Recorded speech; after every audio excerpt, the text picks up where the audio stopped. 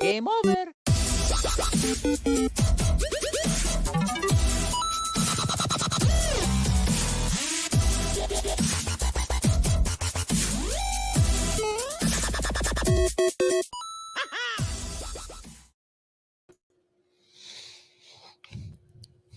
And what is up? Welcome back. It is Friday night. You're here with the Average Boys Podcast. It's your boy ChrisP, and I'm here with my co-host Brian. Brian, what is up, my dude? Yo, Chris, what's going on, man? How was everything, dude?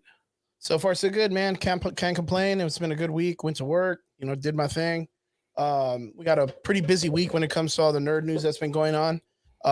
What's up to everybody in the comments? Robert, what's up, my dude? Anybody out there that's watching that's already jumped in with us? Thank you guys for joining us. We appreciate you guys so much. We hope that you guys had a banging week. I know you got some stuff. You had WrestleMania just happened. What was that, last week or the week before? That was last week, actually. That was last week. It was. I heard it was a spectacular show. Night one was pretty badass. Night two, so yeah, it's a 2-day event, so it's Saturday and Sunday. That's awesome. It's broken up. I mean, there's enough talent for there to be 2 nights. So the first night was obviously the biggest night. It had Stone Cold versus Kevin Owens. That was great. Cody Rhodes came back to face Seth Rollins. Okay. Night of the match was actually Bianca Belair and Becky Lynch. That match, 5 stars across the board. Ladies taking it, man. Ladies. And I think I even said it on the podcast. So like our last one last week, you said that was the best show. That was gonna be the one I was looking for. So yeah, they did not disappoint, and it was great. It was great. The first night, anyway. Man, good stuff. And you know what? It's really crazy. This week has, it's gone by pretty quick. There's some really interesting stuff we're going to be talking about. But there's something that I wanted to say. It's very interesting because, we come from this really crazy nerd culture of community where it's a very tight-knit community. Of course you have people that they infiltrate and they'll try to pose up, like, the posers that we call out all the time. But it's a very inviting community. The one thing that was very, very crazy this weekend, all of us, most of us that come and watch the show and come and talk to us, they're gamers. Like, we've always been like this gaming community, and we talk games like all the time. I'm a big fan of literally every type of game you can think about. I've probably touched every, game that's out there. I literally got mad last week because I don't know if I said this, but I really messed up by going to the bank and they messed up my paycheck and I had to wait like a couple of days or, because I deposited it wrong. So it was going to take a couple of days more. I didn't get my money till like Wednesday, which was the shittiest weekend ever. Yeah, I'm sure. But I was really excited to buy this game called Stride. That's a VR game. Mm-hmm. And it's like a Mirror's Edge. I think I told you about it, right? Yep. Yeah, and it sounds super cool. I can't wait to play it. I'm going to play it this weekend. I got to buy it, finally got my shit together with my bank and all that stuff. But it brought up a really interesting conversation with me and my brother. We got some interesting news that one of my brother's gaming buddies, my brother's 3 years older than me. Mm-hmm. And my brother and I, of course, we've been into video games literally like all our lives, dude. You know how it is, dude. I literally have a freaking Metal Gear Solid tattoo on my chest, dude. Yeah. But one of my brother's friends, Wiggins, passed away of cancer. Oh wow. And it was very it was interesting. I mean, of course, the idea of someone passing away is not, a lighthearted situation. Mm-hmm. But I don't know why, but it hit my brother a lot harder than normal. And I don't know if it's because of the embrace of the nerd culture that's been in our lives for so long, or if this man that my brother, probably never met. My brother never met him in real life. I actually met Wiggins in real life at Adonis's, which is one of my fighters fights in Houston or Dallas. And I got to meet him, and he was my brother's friend. He brought something. I brought it for my brother back, and just cool. Like, he just acted like he was just one of the dudes. Like, I never met him, and I didn't even know who this awkwardly built white guy was for that moment, but for some reason it just like it clicked, you know what I mean? Yeah. But it really brought up an interesting conversation because during that time we were talking about everybody was talking about Tiny Tina's Wonderland that just came out on the PlayStation 5 and all these different video game consoles, right? Where it's a really, really great game that a lot of people are playing and they're saying that it's fucking amazing. If you're a Borderlands fan, like a lot of people are all topped off, but it brought up a really great memory, which was this Easter egg in Borderlands 2 called the Michael Marmoro Easter egg. And I don't know if you ever got to hear about that. So there was this kid named Michael Marmoro who passed away and he was a huge Borderlands fan. And his best friend went to the fucking developers and were like, hey, my friend's a big fan and he's, you know, he lost his, you know, battle to cancer. I never know how to say it because it's so weird to say. Yeah. And they memorialized him in the game by putting him as a character that later on, when you go to Mad Moxie's bar, he's just some dude at the counter and he's like, oh, hey, what's up, traveler? And he's just a dude and he gives you like the top-notch gun of like that level that you're at. And it's like in the mid game, like 27, 30, I think. And he's just like, here you go, dude. Here's a thing, you know, go out there and kick butt or whatever. Yeah. Like what an awesome way to be memorialized in a video game. That's and amazing. Then, shout out to my friend for doing that too, by the way. No shit, dude. And then Claptrap, the guy that does his voice, did a eulogy for him as the character. Super cool shit. And then they did the commercial, the PlayStation commercial for Michael. I don't know if you remember that. I don't. No. That was like this crazy, like it was a bunch of characters, like a bunch of live action PlayStation characters in a bar. And they were like for Michael and they were all like picking up glasses. And it was all based on that kid. It was all based on Michael Marmoro. Like it was so wild, dope. dude. That's fucking dope.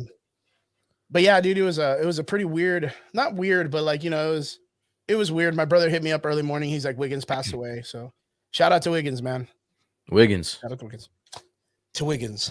To Wiggins. Yeah. So yeah, it's been a pretty wild week. And I just like, I always wanted to ask anybody else, like if you played games growing up, were you always really close with your PlayStation friends? And do you still keep up with them?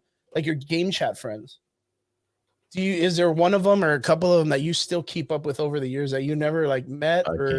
I can't say that I have now. Personally, I haven't. I have a couple of them, man. There's Chop from Battlefield 4. I still talk to her every now and then. There's I have a couple of them, dude. And we you know my problem is that usually the friends that I have that I play with, like that I find online, they end up pissing me off at some point. Like I am very competitive, like competitive as fuck. And if you're on my team and you're fucking up, bro, like I'm just gonna like you're gonna get cut. I'm gonna act like you don't even exist anymore. You're Rico's Roughnecks or what? If you don't fight, I'll kill you myself or what? I mean, I'm just saying. Listen. I want to win. Like I'm not on here to fucking like shits and giggles. I want to win. Yeah. Fuck around and be my random on fucking Fortnite, and I will exit the game mid game just because you're fucking around. Like, yeah, this is how I am. I'm sorry. No, but straight up question though, are you digging the new season with the no building? It's entertaining. Yeah, it's entertaining to watch. I don't really play anymore Fortnite. I play a whole bunch of different games. Fortnite, I used to play a lot, but it's actually fun to watch as opposed to playing. You know? Okay. Yeah. Are you not digging it, or what is? Yeah, I'm just not. You know, I think I'm over Fortnite. Okay, that makes like sense. It kind of had its run with me. It was cool. It was addictive as fuck. I actually had some friends that I know in real life, and I was playing with them, and it was cool. But what's a game that my boy Brian will always go back to? Ooh. My favorite game of all time is an NES game. So I guess if you want to reach as far as that, yeah. Tyson's Punch-Out to me, hands down, is my favorite video game of all time. Mike Tyson's Punch-Out. God damn. How far? I beat it. Oh fuck! I can never beat it. I beat it. I could never beat Soda Popinski, dude. Oh come on, man. Yeah, Soda Popinski would always wap my ass. That's the Nintendo easy. one. The Nintendo one. Yeah, no, the Nintendo one. That's when I had it. That was actually my first game besides Mario that I got. And so when you say one game, but if you want to talk about like a newer game, whenever I'm bored, there's two games that I play. I play MLB The Show, or I'll play Doom Doom, either 1 or 2, doesn't matter. Nice, dude. Doom Either. is such a great game. Yeah, Doom is such a hell of a fucking game. I throw that motherfucker in arcade mode and just frag out. Yeah, and just frag out. Yeah, yeah. I totally get you. For me, it's gonna be the Battlefield franchise, but I never was a big fan of like 5 and then 1. Grand Theft Auto was another one for me as well. Yeah, GTA 5. Yeah, GTA 4 is 5 is pretty solid. I could play that at any time. Yeah, like a lot of people still shit on Battlefield 2042. Ooh, fuck you, I fucking love it, dude. Good answer. I shit on everybody because I mean I'm good at the game. Like, everybody that I hear that gets shit on or that's always talking about the game that they're talking about it sucks or whatever. Like, all I hear is that their fucking KDA's low. Mine's fucking. I'm up here, man. Top notch. Top notch. You wouldn't even be like you wouldn't even be eligible for like tournaments just because your KD is so high, bro. Straight up, man. Straight up. And me and my friends. I have a friend of mine. His name's Eel. He jumps on the chat. We've seen him before. He hits us up. Edgar. I remember when we first got the game. He was like, "Oh, Ponce, you got to get it. You got to get it because I already bought it. You know, they bought it. Everybody bought it early because I was all late and shit." Yeah. I bought it late. I jump in and these guys are already like, dude, I hate the game. Like the controls suck. And I'm like, no, dude. It's because you need to play with someone who is a fan of Battlefield 4. Yeah. Because for some reason, and I don't know why the game does this, because I know you're a big fan of Dr. Disrespect and you're a big fan of like Tim and Z-Laner. Yeah, Z-Laner's a destroyer. You're a big fan of those guys. And Dr. Disrespect has been one of those dudes that's like, I don't know why creators of video games nowadays are putting all this like extra alias aiming bullshit, Z tuning and all, like, because it's getting real specific in the sense of what you got to do for a controller to have like really great aiming, right? It's either that or he was just complaining because he sucks. Yeah, either because way. he sucks. Either way, I love him, but he just sucks. That's what it sounds like to me. But go ahead. But there's a lot of people that complain about all the extra detail in the aiming for the controls and all the setup. Yeah. But once you got someone that understands that shit and can kind of help you out, it gets a lot fucking better when it comes to your aim. It's kind of a trade-off because a lot of these games are cross-platform. Yeah. So depending on what you're running, either you're running the game through your PC or you're running it through your PS5 or PS4, there's going to be different things that help you. Yeah. You know what I'm saying? Like, so if you're on controller, like let's say for a PS5 or a PS4, then like the aim assist. You have aim assist. So there's going to be a trade-off. So like you just gotta, again, I'm leaning more towards the fact that he probably just sucks, and he needs to step his game up. That's it. You know, and it was real weird. It's the same advantage for everybody. It was really weird because Eels, as a player, right, was constantly like, "Man, I don't even care. I just want to get the gun and just shoot people because I can't do anything else. Driving sucks. Flying is like I'm not even capable of doing it." And I was like, "Look, put your control like this." And I told him how to put his buttons, which is equivalent to the way that you would fly a drone. Like a drone pilot, and I got it to him, and I showed him like just the basics. And the next day he was like, "Dude, I can't get out of the helicopter. Like I love this bitch, dude. It's so crazy." And he's smoking people, dude. He's fucking shooting things out of the sky. He's killing dudes, jumping on parachutes. Like he's doing everything that everybody else is complaining about because he got that extra detail work. You know what I mean? Just told how to make it just a little bit better. And once that was done, dude, we had hours of gameplay, hours of just fun ass gameplay. Nice. But Vince brought up a really cool one. Vince says he played Red Dead Redemption 1 and 2. Red Dead Redemption was a fun fucking game when it first came out. Like, I know that it's been a while and it's kind of already like lost its flavor of gameplay for some people. But like, man, it's like Ghost of Tsushima, like Grand Theft Auto 5. Like, it's one of those games that no matter how far along it's been, the developers will still constantly put in material and stuff that when you get on, like there's a new car or a new truck or some new DLC that's there that's like, oh shit, like, when did this pop off? Like, I'm totally about this. I had just recently jumped into Grand Theft Auto 5 and they had like a street racing thing. I don't know why, dude, but I'm so dumb for like go-karts and the little fucking toy cars. And like, did I buy that shit? And I up and you just see me in a little fucking monster truck just racing with my friends. They're super fast. I'm not, but I don't give a shit. Yes. So I don't think we can answer Vince's question without going one more above that and going to Rob's answer. To his favorite game is WWF No Mercy for the Nintendo 64. My All right, dude. let me just say hats off to Rob. That was an incredible game. One of my all-time favorites. All-time favorites, dude. Even to me, I'm not even a wrestling fan. And honestly, I this brings up a side quest for me, but the N64 does not get enough respect. Yeah, it doesn't. How many N64 games were you and your friends just wasting hours playing between Mario Kart, between GoldenEye, between fucking the Mario game? Like, are you kidding? WWF No Mercy, yo, hours upon hours just playing those 5 games, bro. Yep, Star Fox, hell yeah, hell yeah. Star Fox Snap when it first came out. Yeah, Pokemon Snap was fun as fuck, dude. Conker's Bad Fur Day was probably like my favorite fucking game out of all the games in my whole life, dude. Really? Yeah, I don't know if you ever heard about that one. I've heard of it. I've never played it though. It was so crazy because it's just so fucking vulgar. Yeah, like it's just about a vulgar squirrel, right? But GoldenEye, yeah. You got that shit, Rob. Like you're my dude, I said, man. GoldenEye. Yeah, there was so much shit that was just back in the day. Dude, there was Turok. Turok was a fucking animal. Dude. I love that. I love that game so much. But the No Mercy game, I do remember that shit when you can like customize your own character. I think that had the best customizing platform. Like, in a lot of games, it wasn't too detailed when it came to like the showy part, but like the way you can make your character look, it was such a basic design that it could look like anybody. They look like anybody. And man, I had such a good time. I would just make characters up like all the time, dude. Fuck, that was a good game, man. Vince asked a really good question, which I think I want to know your answer to this. He wants to know your favorite, I guess your favorite console, like, either Xbox, PlayStation, or if you run it through a PC. Which one would you rather? So when I first started, I was all console. I am judging you, by the way. Go ahead. Yeah. Go ahead. I was all console, and then I would say around junior high, maybe a little bit before that, I got into PC. Yeah. So I started doing like Counter-Strike 1.6, Counter-Strike, beta, like a lot of the Counter-Strike when it first came out, Unreal Tournament, like everything back in the day.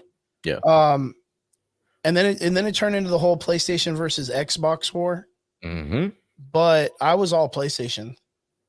Okay. And the reason why is because I think it was because of the fact that Sony had more rights to different like franchises, IP, like and all that stuff. Yeah, dude. So they had the bigger library, and the PlayStation was very, very awesome at the time because the online was free. Yeah. Xbox was the first thing to be like, you have to pay for your online subscription. And I was like, in my brain, I was like, that's the stupidest thing. I have Steam on my PC and I've never had to play. I never had to pay to play with like multiplayer and friends and all that stuff. Like, why would I do it now? Yeah. And then PlayStation, I think 3 came, and that's where you had to start, buying your PlayStation Network. And no, PlayStation 4. PlayStation 4 was where they made it to where you had to buy a subscription online. Yeah. I mean, of course, they when you look at it, the more friendlier console when it comes to multiplayer has always been Xbox. Like Xbox has always been better in the multiplayer console world compared to the way the PlayStation was. And PlayStation 5 is a lot better. But I think that's the big thing now that's going to happen with Xbox, where now they're buying like Activision, and they bought out who else did they buy out? Blizzard. They both had some acquisitions recently. I mean, I do respect that answer. I'll put it to you like this: I rather play a game on Xbox, but I like the way the PlayStation runs. Oh, dude, yeah. I could never really get into like I'm banging it right now, man. Yeah, I could never get into like the PC thing. I tried it, and I like that you have more options for games on PC, so like exclusive shit. But honestly, I'm PlayStation all day. Oh yeah, definitely. I mean, I play on my PS4. I don't have a PS5 yet. I don't make enough money for that, man. But I got my PS4 and I love it. The one that I'm really disappointed that I haven't played yet is, of course, Horizon Zero Dawn Part 2 Into the West. Yeah. I haven't played that yet. I know that it got a little bit of slack, but I mean, what isn't getting slack right now from someone around the corner, right? Well, we're going to be talking about stuff like that too today. So, but yeah, man, I wanted to talk a little bit because the gaming aspect, my brother's friend passing away, Wiggins, and this kind of like, I don't know, this invisible kind of nod of the hat when it comes to meeting people in the communities that we have. Such a great community, and it's so awe-inspiring to see. I don't know if you ever see like those memes where like kids will be like, oh, my dad got to meet his gaming buddies today. And it's like a bunch of like 40, 50-year-old dudes like screaming and laughing and hugging each other. And they're eating That's out dope, of, though. they're That's eating out of dope. fucking Chili's or wherever I took you the dope. last time. Yeah. They're eating out of fucking Applebee's or At some Applebee's. shit. Yeah. Thanks. That's a, yo, honestly, that's a sore wound for me. And you just keep bringing it the fuck back up. We'll make it better. I promise. And you know what? I was gonna say something when we had Rick. When we had Rick on the show, you guys were talking about like these all the fucking eateries and shit. All the eateries and hole in the wall places that you guys love and all that shit. And I even got people in the chat in the comments just chiming the fucking. And so what funny, do man. I get? I get the fucking Applebee's special, bro. The Chili's special. Where did we go? One of them motherfuckers, bro. Yeah, you guys Chili's. It was a Chili's. Flew me all the way down to fucking South. What you could have had up there and shit. To go to a fucking Chili's. I'm ashamed. That was a wild day. I'm ashamed. I'm ashamed. All right, man. I'm ashamed. Well, let's talk about our first thing. What are we gonna cap on, dude? Listen, I'm ready. I'm firing on all cylinders today, man. Just let me know whatever the topic is, and we'll talk. Okay, so we covered a lot of this last week. So I know for sure we're gonna get, of course, into the MoonKnight conversation. Okay, that'll be, of course, later on. We're gonna talk about, and of course, we're gonna talk about. We'll keep that in the Marvel talk. But for right now, what we'll do, because we talked about it pretty coherently last week, but of course, there's some other things that are popping off right now. But let's talk about what's going on with Ezra Miller and the DC universe. I think that's still an interesting topic. It literally made some noise this past week. Because, it looks like it's going to get a little bit more dicier for the DC universe and the Snyder cut or the Snyder universe. So what do you know? What do you got? It just came out a few days ago that Warner Brothers is deciding to just hit a screeching halt with the Ezra Miller Flash, like moving forward. So I don't know if anyone understands what that means, but if anyone that's in the comments and all of you Snyderverse fans out there, it seems as though your boy Ezra Miller has put the final nail in the coffin. I don't see how you get any more of the Snyderverse after this. If you're losing the Flash, you already lost Batman, which Superman. You know, you lost Superman. I don't know what else you got here. Okay, so let's do a real cool, simple recap for everyone that doesn't really quite know or has heard about the story of the great Ezra Miller. I like it. So a couple of weeks, I mean, this isn't to mention that several years ago down the pipe, Ezra Miller was caught on video like assaulting a fan, like choking a fan or being very aggressive with one. That's strike one. That was strike one right there. Yeah, that's strike one. It's a little out of context. We don't really know what's going on. All we see is like Ezra Miller literally like choke a bitch, like just for no reason. Like he's just like, and but he recovered. He survived that. Yeah, he survived that. Yeah, he didn't really get anything off of it. Like, as a matter of fact, he got fucking promoted. He got a promotion. He was in the fucking movie. He was in. Yeah, he not only that, but he was. But even before that, when that happened, he was put in the, or he wasn't kicked off of the Harry Potter. Beast. The fantastic, like fucking Johnny Depp. Yeah, like he did not get kicked off. He was still employed, which is a feat in itself. Yeah, that's pretty wild. And then, I mean, it really didn't even make a lot of noise when it came to the online unless you really, really looked for it. It wasn't in media. It wasn't really anywhere else. You know, CBR covered it a little bit. A couple of comic book industries covered it here and there. They'll show the video, but it never got traction. There wasn't a big enough audience talking about it or trying to tear him down or cancel culture his ass or whatever. Yeah. Break it down to a year later, we get this fucking Oscar-winning performance of him calling out the Bracketville, North Carolina KKK. I don't even know what the fuck it is. Chapter. The chapter. Literally just G'ing it up on a TikTok video. He had enough. Though. Yeah, real yeehaw cowboy kind of shit. He really just like straight up calls out a KKK chapter, tells them that he's like that they can go kill themselves, and if they can't, you know, he'll get that shit done. Or I don't even know what the fuck he said. Like, and the thing is what's crazy is I tried to look for the content of it. like the context, like of all the concepts. I was like, what the fuck is going on? And I just can't find it. Like, I just can't understand what the fuck is going on. Like, Wait, I literally just Wait, what do you assumed, mean you were looking? What like, I exactly kind of were you looked looking around for like the comments and kind of to see where it all like popped off. Yeah. And I just couldn't pinpoint like a perspective to where, because what I assumed, like, you know, content clues and shit like that was, I assumed that someone had went like on a group chat or like on a live feed and was like, I'm being harassed by these KKK guys. You know, I wish you were here, just like a simple fan shit. Listen, it's the KKK, bro. I don't care whether it was agitated or not. Like, fuck it. No. I Like, get it. I get that. But no, the idea is like, I was trying to pinpoint like an idea of where, because if not, then fucking Ezra Miller just opened his phone, started a live feed and was like, yo, let me pick some random KKK spot where I think someone's at. And he did the research and found a fucking city in the middle of nowhere he's never been. And that's what I'm saying. I'm okay with that. I mean, I'm okay with it. Like, it's not I'm a okay problem with with that. me calling out the KKK. Yeah, I'm okay with I just that. wanted to find the context. I really couldn't find it. Yeah. So, lo and behold, my ordeal is Ezra Miller woke up, turned on his phone, and just called out some KKK guys that probably didn't know who he was other than just the Flash is calling them out. He's just like, isn't that the Flash? Like, I loved him in that movie or whatever. Like, it's funny. What I mean? It's funny that the KKK were probably the first people to be like, "Yo, what the fuck is up with Ezra Miller, bro? Like, what the fuck is up with this guy? Like, what is this guy's problem? Like, we're not even fucking with him. I loved him. I loved him. My wife loved him.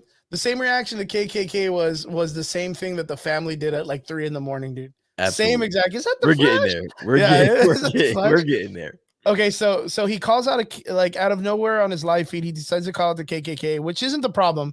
The problem is he's like, well, you guys got guns, so kill yourself. And if you don't do that, then we'll fucking finish it for you. Yeah, he literally just told him he's gonna go kill a bunch of people. Which, I mean, slap on the wrist or something like, hey man, you got to tone that down. You can't be telling people you're gonna shoot them even if you hate them, and everybody does. Like, I get that. Yeah. To last month, let's just say last month, because it's as close as we got. Warner Brothers was like, hey man, you need to chill. We're gonna send you to Hawaii. Please just stop it. Like, just stop it, please. And he's like, all right, cool. I'm gonna go to Hawaii. He goes to Hawaii, fucking finds a karaoke bar, and he's a bunch of people in a karaoke bar. He's a menace running around Hawaii, bro. He's Stone Cold. What? He's like that whole like arc of Stone Cold, driving around a 4-wheeler, just fucking whatting everybody when they're trying to talk to him. He starts assaulting a bunch of people at a karaoke bar. And then I'm guessing he's told to leave. Yeah. To lo and behold, later on at like 3-4 in the morning, he breaks into this random house, or he was there already. We don't know the story. Just to rob these people of their money and passport. And the only thing that can pop through my head is the moment someone goes, hey, wake up. And you wake up and it's the fucking Flash. And he's there and he's like, yo, give me your money and your passport. And the first thing you're going to think is, what the fuck? Is that the Flash? Yo, dude, can you sign this? And he's like, give me your passport and your money. And he's like, oh, fuck, this is the Flash. Like, this dude's about to rob me.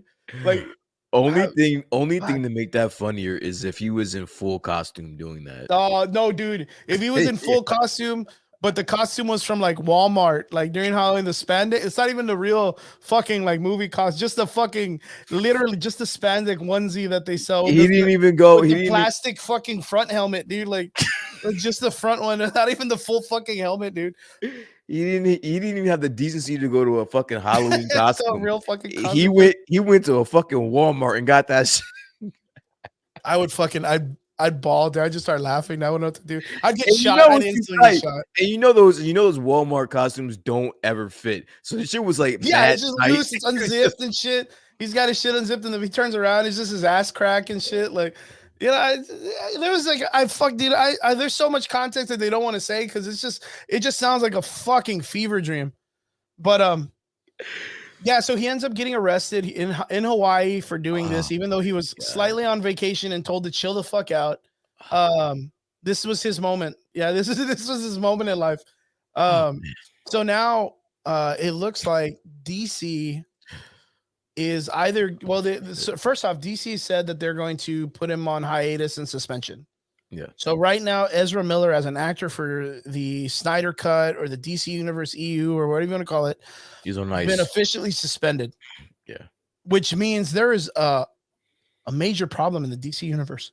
Huge. There's a huge possibility that Ezra Miller is either going to get cut or replaced. I really see it coming. I don't know. I mean, all right. So I don't think he'll be replaced. I think if he stops right now, it's salvageable. He'll be able to recover from this. For some reason, he robbed a couple in the middle of the night of their home. I don't know. I mean, dude, look at what happened to Will Smith with just slapping Chris Rock. Yo, that first incident, I think he like choked out a girl, bro. Mm-hmm. He choked her out. Yeah. Straight up, like robbing a couple for like some money and passports. He's done worse, bro. Like he's done worse. Some Newports and shit. Yeah, like he's done worse. So it would be cool if he had like a fucking what's that fucking alcohol called? The fucking the green bottle, dude. The one that's a fucking Irish one. The Jameson. He had some Jameson. Yeah, he had something. No, I'm talking like beer, like straight up from like Stripes, like MD 2020. Like if he I was saying Mad Dog. Yeah, shit, yeah. If he had some just cheap ass alcohol in his hand, he's like money. Passport now. Off the hinge. Walmart costume, dude. Like dude, the whole setup, dude. Yo, and he's wearing a fucking mask to protect his face, dude. and it's like this is the Flash or something. He's just all flashed out, fucking dude. That will never not be funny to me. I hope someone out there that's a really good artist can just draw this interpretation of him in someone's house. Absolutely, I would probably pay good money for that. So, but the real big talking point is it looks like Ezra Miller's like being such a wild card in like a firecracker out of nowhere that Snyder just did not see coming. Literally put the nail in the coffin for whatever the Snyderverse had left for any type of ammunition to come back. Yeah.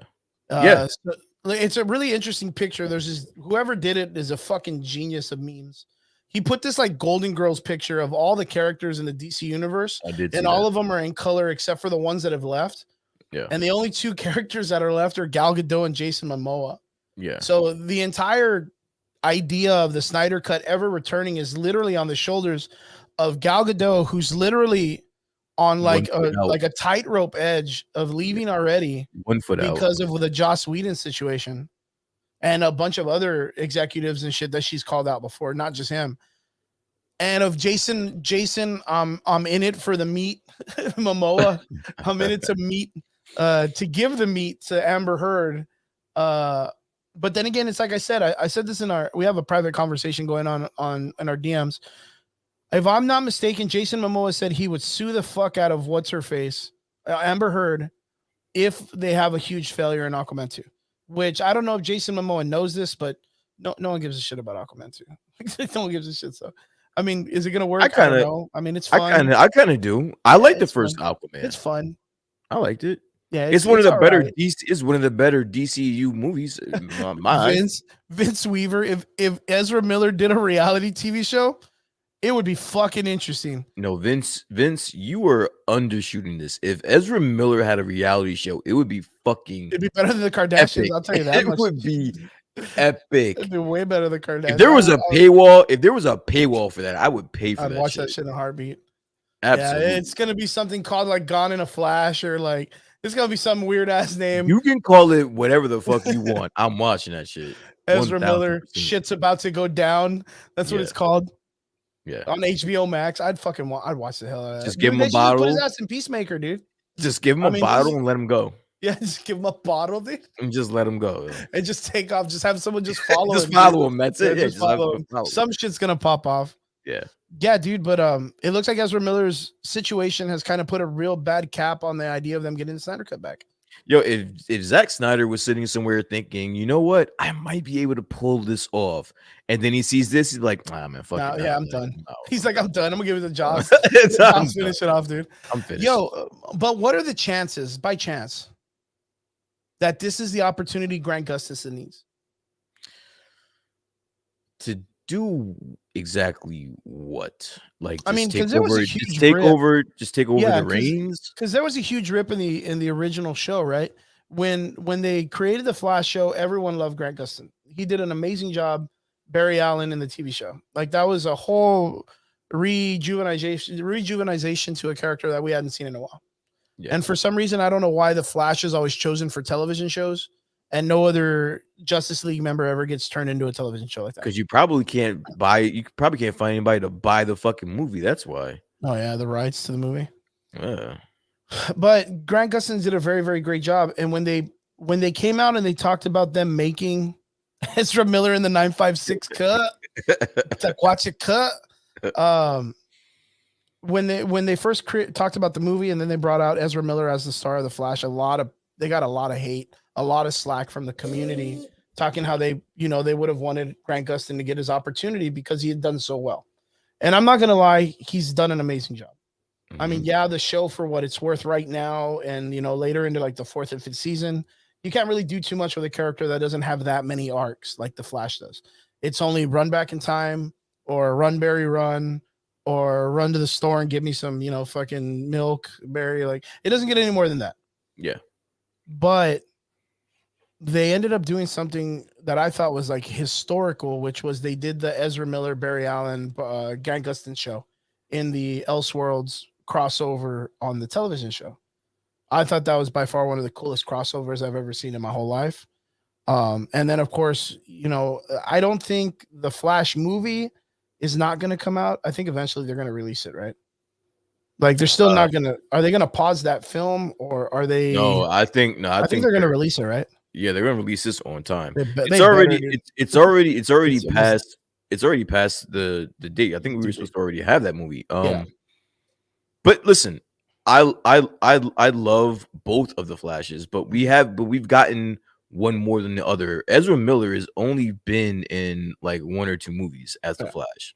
I gotta see more. Like, if this movie comes out and after 2.5 hours, I'm not sick of him being the Flash, I'm gonna be lobbying for him to come back and to be the Flash. Just let him sit somewhere for a second, get his shit together, and then he'll come back. We don't know. We don't have much to judge his Flash off of. I mean, he could be a whole ass RDJ. He's only been in one movie. He's only been in one movie. How it was with Robert Downey Jr. when he was younger. He made a lot of mistakes. He did some things. And then he got this opportunity with, the last couple of movies in like the late 2000s. And he's pulled it off very well. Yeah. And now look at him. He's a fucking G, one of the top paid like artists in the world when it comes to filmmaking. He's got his own little town, Stark, or what they call it, Robert Downey Jr. land, which is all his trailers on sets in the Marvel universe. So he's like the only actor that's got like 4 trailers that make like a little town that he invites all the other actors to come and like chill out with him at. He's the dude. Yeah, he's obviously, the dude. Obviously, but I mean, literally his original film, the Iron Man film, was the one that carried the Marvel universe into what it is now. Of course, before that, it was Blade, Wesley Snipes for what he did. But in the new generation, it's Robert Downey Jr. Yeah, he's done an amazing job. Maybe, are you thinking by chance that this could be Ezra Miller's chance or what? Like, maybe he come back after like a rehab or whatever it is they decide to do. Fucking take away his alcohol again. I think it all comes down to how this movie does. If this movie is good and he does a great job, then a lot of options are going to be left open for him. But if this movie is bad and it is not received well, we're not seeing Ezra Miller again. Well, I don't know, man. It's probably the most anticipated DC movie other than the Justice League movie, in my opinion. Anyway. Yeah, for me. In my opinion. It brings in a lot of opportunity because you're looking at the return of Michael Keaton, which is probably one of the biggest nostalgic moves that DC can pull. And I know they brought him out in Spider-Man, but it is not the same because he's not bringing in a classic superhero character that he's already portrayed himself to be. And then it's supposed to perpetrate the idea of where the DC goes after that, because DC has talked about changing the Trinity, which is, of course, Superman, Batman, Wonder Woman. Now they're talking about making it Superwoman, Batgirl or Batwoman, and Wonder Woman. But with the idea of Wonder Woman, Gal Gadot may be leaving.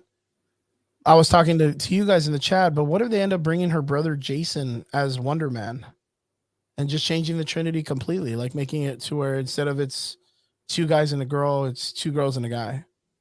Would that be kind of interesting? I've already thought about it. I haven't given it much thought since we talked about it originally. I mean, it is what it is. Like, I'm not a huge DC fan.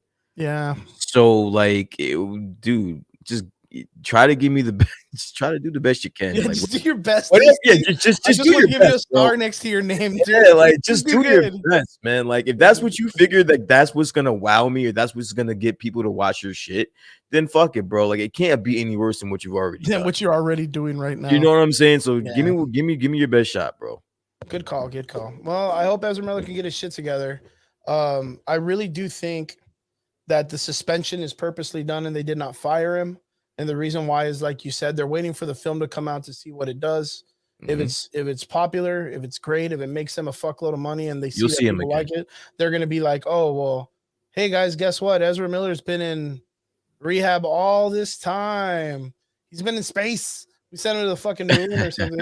Because yeah, dude, like I just think, you know, he's just in a really bad part of his life, right?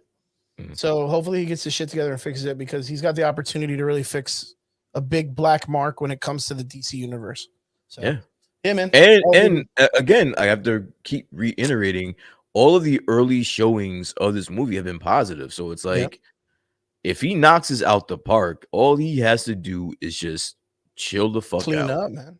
Just chill the fuck out. Don't, even if you don't clean up, just don't be on Put social a fucking media. shot collar on his ass, dude. Don't be in any random karaoke bars in Hawaii trying to fuck don't be breaking into up. people's houses. If he breaks into my house, Don't try to steal someone's fucking passport at 3 o'clock in the fucking morning, bro. I swear to God, man, if he ever shows up in my house, I'm gonna go with him. I'm fucking him up, bro. I'm just gonna be like, yo, I'll give you $20, but I'm hatching a ride or whatever. Let's go. And I just want to see what he does, dude. Like, I just want to follow him around with a GoPro or some shit and just be like, yo, what's up, dude? It's like I'll be the new crocodile. No, what's his name? Steve Irwin, dude. I'll be like, crikey, we're hunting down the elusive Ezra Miller. Yeah, we're in his natural habitat. He's walking around with a bottle of Jameson. Yeah, look at him puff his chest, and he's like, oh my God. What's up, man? Leave me alone, bro. It'd be so fucking, man. Reality show of Ezra Miller, I'd be so down. Yo, if he single-handedly put the nail in the coffin for the Snyderverse, that would be just sad, bro. Can you imagine that he's like you remember we always talked about Superboy Prime, right? Yeah. What if that's not it? What if it's Flash Prime, bro? What if he's the guy? He's the one that kills the DC universe, and then like later on, 2 years down the road, like some artist makes a comic book about Ezra Miller, the Flash, going and destroying the DC universe and in the comic books, and they have to stop him. I mean, it would just be, I guess, I would fucking so buy that comic, dude. Yeah, I was gonna say, like, fuck around and that would be the realest. Miller, like, that would be the realest thing I buy, because that happened in real life. Yeah. Yo, but you know what? You brought up a really great concept, and we talked about this. Like the first time that he choked at that chick, like no one talked shit about him. Nobody. No one talked shit about him. No one said anything. Very, very crazy because of the way that no one said anything. Community and the cancel culture and all this stuff has kind of like gone off the radars in the last couple of months and years and shit like that. But we talked about this off, and I want to bring this into the conversation. Is, you know, we've been guilty of it too, and I'm not gonna lie. So we got the opportunity to see Morbius, right? And Morbius, for what it's worth, well, I didn't get. Did you get to watch it or no? I didn't see it. I know what happened. I know everything about it. You caught up with it though. I just haven't. Okay. Well, I saw it. I got to see it. Okay. And I'm you know, it's something weird. I don't think it's as slacking as a lot of people claim it to be. You know, and I heard that. Of course we were on Rotten Tomato. I don't know what it's at right now. You might want to check though. But the last time we checked, Rotten Tomato, the critics gave it a 16, a fucking 16. And the audience appreciation gave it a 67, 68. Yeah.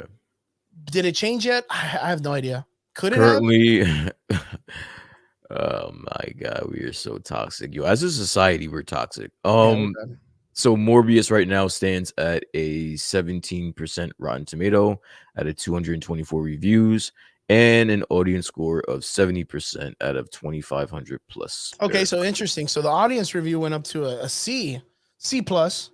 Yeah.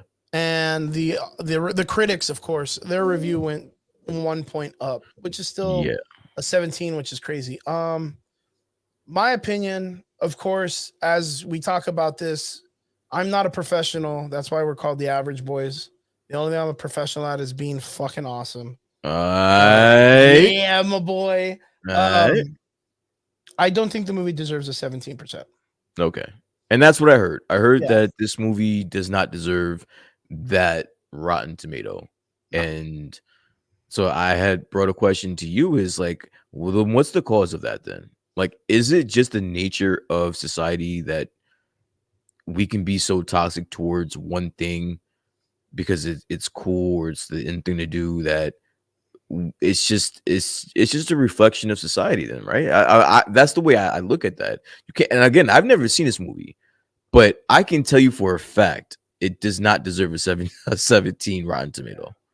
Look, I'm gonna be 100% honest with this. I think this is a better movie than both of the Venom movies. Okay. Yeah, And so that's not hard. That's above not hard to do. Those Yeah. movies were horrible as far as I'm they're concerned. really bad, and I guarantee their scores from the critics are probably off the chain. They're gonna be like in the fucking 78, 80%, and the audience one will be super fucking low on that one. It'll be like in the 20s or in the 30s. So right now, no. So actually, right now, the Rotten Tomato for the Verse Venom is 30%. 30% Rotten Okay. Tomato. So it still has a rotten. It's still a Rotten Tomato. It's not a good movie, and the audience score is actually 81. Oh geez, well, fucking Percent. audience must be on crack, dude. Yeah, man. 81, Jesus Christ. That's I mean, I'm not out giving of it the that much out, credit. out of the two movies, I did like this one better, the original Venom. Mhm. Yeah, the second Venom one, then the Carnage one. The second one was just horrible, yo. I really do think Morbius on itself sits a lot better than the way the Venom story did. It was coherent. It made more sense. The story was kind of structured better. But again, my biggest thing was wait. I'm why- sorry. Hold on one second. Shoot. Guess what the Venom 2 Let There Be Carnage. Oh, dude. Guess what the Rotten You're already Tomato- smiling, so I know it's gonna shit on everything I've ever liked about life, dude. You're already laughing at this, so I know it's gonna be like high critic score. Everybody's gonna talk about it needing an Oscar or some shit. No. All right. So I'll let you off the hook. So it's not that high. It's a 58% Rotten Fuck, Tomato. still, dude. Damn. So it beat Morbius and it beat the original Venom. And to say that this movie is better than the original Venom is in fucking sane. And it has an 84 audience score. That's crazy. Even Vince says Thor: The Dark World was a better movie than Morbius. Sad to say, it's pretty hardcore, dude. That's a lie, bro. Coherently, like Dark World still beats Venom, Carnage, and yeah, it probably beats Morbius, but that's not any better because the Thor: The Dark World was probably better than the original Thor's movie. The first movie, I don't like either one of them. Yeah, it was so corny and cheesy. But the Thor movie original one was pretty coherent to the damn comic book. I'll take the first Thor over Thor 2. The second one? Dark World. Yeah, yeah. I mean, we're just gonna see what Love and Thunder does with Jane Foster after the whole Oh no, they got Taika now, dog. Like Taika was the they'll fix it. They're gonna make it way better. Taika Waititi was the answer. Like if you were wondering what was off about the first and second Thor movie, Taika Waititi just again Thor, like the third Thor movie it's like top 3 MC movies for me. I think the reason why a lot of this kind of happens is because a lot of the media correlates amongst itself. So if one organization says it has to say this, then all the other ones that are correlating with it or are part of an investment team or people that are all under the same blanket of money, they have to kind of correlate in the same mental idea. Mm-hmm. And then from there, you're going to get your either people that are closer to that organization. This is with critics, because critics, there's a small handful of people that Rotten Tomato will actually take as a critical acclaim, right? They'll get like Rolling Stones, or they'll get Variety, or they'll get some major publishing company to give their review. Yeah, a lot of them will automatically snap at the idea for the opportunity to say that it's great. And then when they detail the lack of something, it's always like the lack of color in this shot really made me feel like it wasn't for me, but the movie still is fantastic. It doesn't make any sense. It's a lot of bullshit detailing when it comes to this idea. Some people will straight up say like, hey, you know what? The pace wasn't for me. It wasn't that great. And then at the end, since they get the opportunity by those companies to witness these movies early, they'll be like, but this movie is still fantastic because Sony isn't awesome. And it's like, dude, just tell me the truth, bro. Like, is it bad or if it's good? Yeah. And the reviews are always kind of casually low. My biggest concern for this movie was, one, Sony sucks.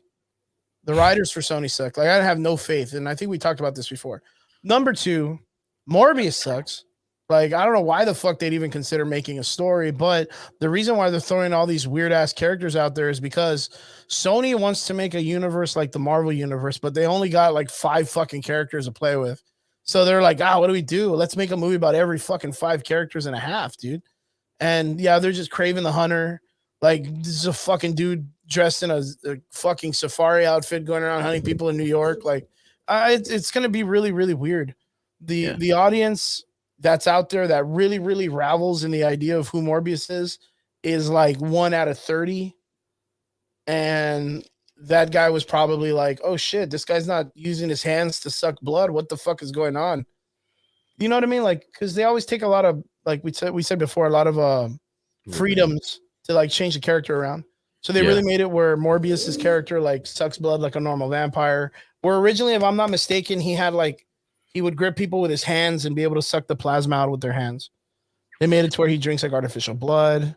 So just to double back to one of your problems, one of your comments is that you said that Sony just sucks. You know what?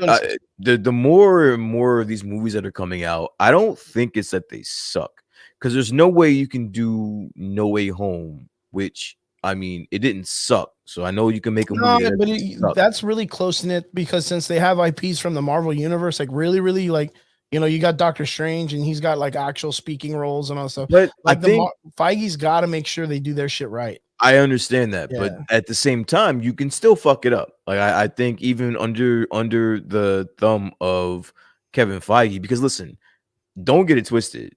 Sony likes to swing their dick when they talk to, and pardon my French, when they talk to Sony. When they talk to Disney needs Sony more than Sony needs Disney. Like, Sony will be just fine being in their own fucking universe to do their own. Like, they just showed you that you were able to sell a Spider-Verse with the animated movie. Like, there is an audience for that. So they would be perfectly fine just being in that realm. But I honestly think, like, I don't think, the more that I think about it, they don't suck at making movies. I just think they don't care enough of these movies. Like, there is a goal here. Their goal is to have this Spider-Verse and have all these enemies, all these allies, match it up. We have the blueprint from Disney and the MCU, and we want that. We're not gonna waste too much time on trying to make the best Venom movie, or like, because we're only gonna want him in our Spider-Man movie. Like, I'm walking away from the fact of me thinking that they just suck and they're just so incompetent and they can't make a good movie. I don't think that's the case anymore. I just think they don't give a fuck, and they're like, hey, we are only making this movie so that you know where this person came from. He is going to be in the Spider-Verse very, very shortly. So you think the way you kind of interpret it is more in the sense that they're just throwing these movies out there. Later on, they'll get better because they're going to focus when all of that shit kind of like turns into the soup of the nature. Comes when everything comes together. I think that's when they'll actually start giving a fuck. Like, they're going to throw these movies out. I don't think they're even anticipating these movies making any fucking money. But you know what? Okay, so the reason why I say they suck, because I always have a reason, and it's a good reason. That reason is because they suck. No, the reason is because they run into situations like the way that Robert's asking. Because Robert's asking as a fan, he asks, also, did you guys get to see the post-credit scene? What did you make of it? Yeah. Now, earlier, I know you really haven't got to see it yet, and I think you might have caught it like maybe through like a YouTube. I do know. Yeah, I do know what the post-credit scenes are, though. I got to see the movie. I didn't pay for it. I fire stick that bitch. So, and I want Sony to know I did that shit. So get your shit together. They come West. They gonna be like, Sony, get your shit together. If you're gonna invite us, you better have your fucking A game on. I'm gonna watch that shit. I'm gonna cut it up so bad. I'll go in there Ezra Miller style, man. The post-credit scene was really shitty. And the reason why is because it didn't make a lot of sense. So with the idea of them rushing through their content and rushing through their IPs, they acquired another IP in a better way to have more coherence with it, which is the Michael Keaton Vulture character. Yeah. And they had no fucking idea how to put him into it. So what they did was they just threw it out there in the most shittiest way. Spoilers. If you haven't seen it, don't worry. yeah, I'm spoilers. saving you the fucking opportunity and a couple of bucks. Unless you fire stick it, then fucking fire stick it. Michael Keaton shows up at the ending of Morbius. When he shows up, he comes through one of the purple rifts in the Doctor Strange rift from No Way Home. Yeah. But it does not explain, or neither does it tell how the fucking universe misplaced a human being out of his own timeline. Because I don't know, fucking science or whatever. So Michael Keaton goes to the wrong universe. He ends up in Morbius's universe, where then the news is like of that universe is like, holy shit, wild fucking prisoner appears in prison and no one knows why. The county releases him because they don't have any reason to hold on to him. And I'm like, well, one, he's a fucking prisoner somewhere. You know, fucking lock him up in a room, you know, fucking, you know, feed him cool food, but don't let him go. He's bad somewhere, man. If you don't know where he's from, he's still in prison. Like, he got there somewhere. That means there's a prison in another multiverse. He ain't in a fucking, he's not in a flower shop. I'll fucking tell you that much. Listen, I'm just saying though, if I'm Michael Keaton, if I'm the Vulture, bro, you're letting me out this fucking jail. Like, I ain't do nothing in your little punk ass universe. What I did was over there. I had a problem with them. That side of town. Yeah, I had a problem with them over there. Y'all cool. Zip code. Yeah, you guys are okay. You let me out this fucking jail. Yeah, and he says like some corny one-liner, like something about the food sucking or whatever, or the food being better. Then it goes to a weird shot of Morbius out of nowhere driving this really nice car in the desert during like the nighttime. I don't know why he's fucking driving. This dude can fly. Like, I heard it looked like a fucking Super Bowl. It looked like a fucking Subaru car ad. Yeah, like a Super Bowl car ad. It looked like one of those like Matthew McConaughey commercials. You know what I mean? Like for the Buicks. Yeah, it just looked like that. Like, I just literally thought that was. And then he just drives up to this like just random fucking messed up house in the middle of a desert. That's not really a desert. It's in the street. That it looked like he was just driving somewhere in the valley, dude. It was real fucking weird. Yeah. Like just some random fucking ranch area. And then all of a sudden he gets out of the car and he stands out and he sees like some lights coming in a low, like it looks like a UFO, like it's just like right on the same dirt road. All of a sudden he fucking activates his ears and his eyes. Like, the reason why I say that is because I don't quite understand how he activates shit when in the comic books he was always a fucking vampire. And that was the whole struggle of his character. That's the internal struggle, is that now he's literally a monster and he's trying to find a cure. Mm-hmm. This fucking dude is literally the guy from Twilight. Like, he's ugly when he wants to be, and then he's fucking 20 out of 10 Jared Leto. You know, fucking everyone wants him as shit. That's not a struggle. That's not a struggle, my dude. Like, what are you doing, man? That's not a hero's journey. Yeah. So all of a sudden, Keaton, what's up? No, go ahead. No, go. Finish. Michael Keaton flies up in a badass vulture suit. Badass fucking 100%. Have no idea how the fuck he got it. Like, zero knowledge of how this motherfucker built this fucking same ass costume that he had in another goddamn universe. You know, it doesn't even explain to you that maybe it's Oscorp. A lot of people were comparing the wingsuit that he was wearing to the Andrew Garfield vulture jetpack that's in the background of one of the Oscorp scenes where he gets the rhino outfit. Okay. Do you remember that or no? I remember there being like a deleted post-credit scene where it shows all the Sinister Six where toys, it right? shows, but that was that was Andrew Garfield's Spider-Man. Yeah. So that's literally what this costume looked like. It has like really badass like wings. Yeah. You know what I mean? To me, it just reminded me of the fucking Falcon, dude. I'll tell you that much. It reminded me of the Falcon's costume, but he has a helmet and he has a whole airport suit or whatever. He gets down and Morbius is like or whatever doing, you know, I don't know. I don't even know how the fuck he met this dude. Like, yeah, I don't know what to say. It doesn't make a lot of sense. Like, first off, Morbius just showed up. This guy comes in a fucking wingsuit, gets out of the sea. He literally lets him land the goddamn thing. And then when he lands, then he's like, I'm a vampire. And the guy's like, hey, what's up, man? Like, I saw you on TV. Like, we should team up. We should be homies and, you know, fight the bad guys. And then Jared Leto's like, bet. Like, and then the fucking credits happen. And I'm like, what the fuck just happened? Like, I'm looking around. Like, I'm literally lost. It was almost like really quick writing on the script writing part just to get something out. Yeah. And I think that's what kind of casually happened. They had this scene, but you can literally tell both actors are not even in the same fucking country, dude. Yeah. Like they're both like one of them's in Jersey, the other one's in Romania or some shit. I definitely heard that behind the scenes, that specific post-credit scene was not in the movie. Like that was done last minute. Yeah, you can fucking tell. Last minute. Yeah, Jared Leto's literally wearing like it's almost like they called him up and they were like, "Oh, hey Jared, can you drive out to my grandpa's ranch real quick? Yeah. And when you drive up, like you get out and act like you would if you were talking to Michael Keaton in a vulture outfit." Like they didn't even fucking explain what was going on. How do you fuck up the end credit scene though? Easy, Sony, dude. Like it's Sony. Like just when I'm kind of giving them a little bit of like bail. Yeah, like I'm giving them a little bit of bail and saying like maybe there's some like ulterior motive where they don't have to worry about the movies being good. But then like the one thing you can't fuck up in these type of movies is the post-credit scene. Yeah. Like when I watch a post-credit scene, the next thing, man. Yeah, when I watch a post-credit scene, I need to be like on the edge of my seat. I don't need to be confused. Like I don't need to be asking questions and shit like that. Like you can't fuck up. Like how do you fuck up the post-credit scenes, bro? My thing is, okay, let's assume that it is Andrew Garfield's Spider-Man's universe. Yeah.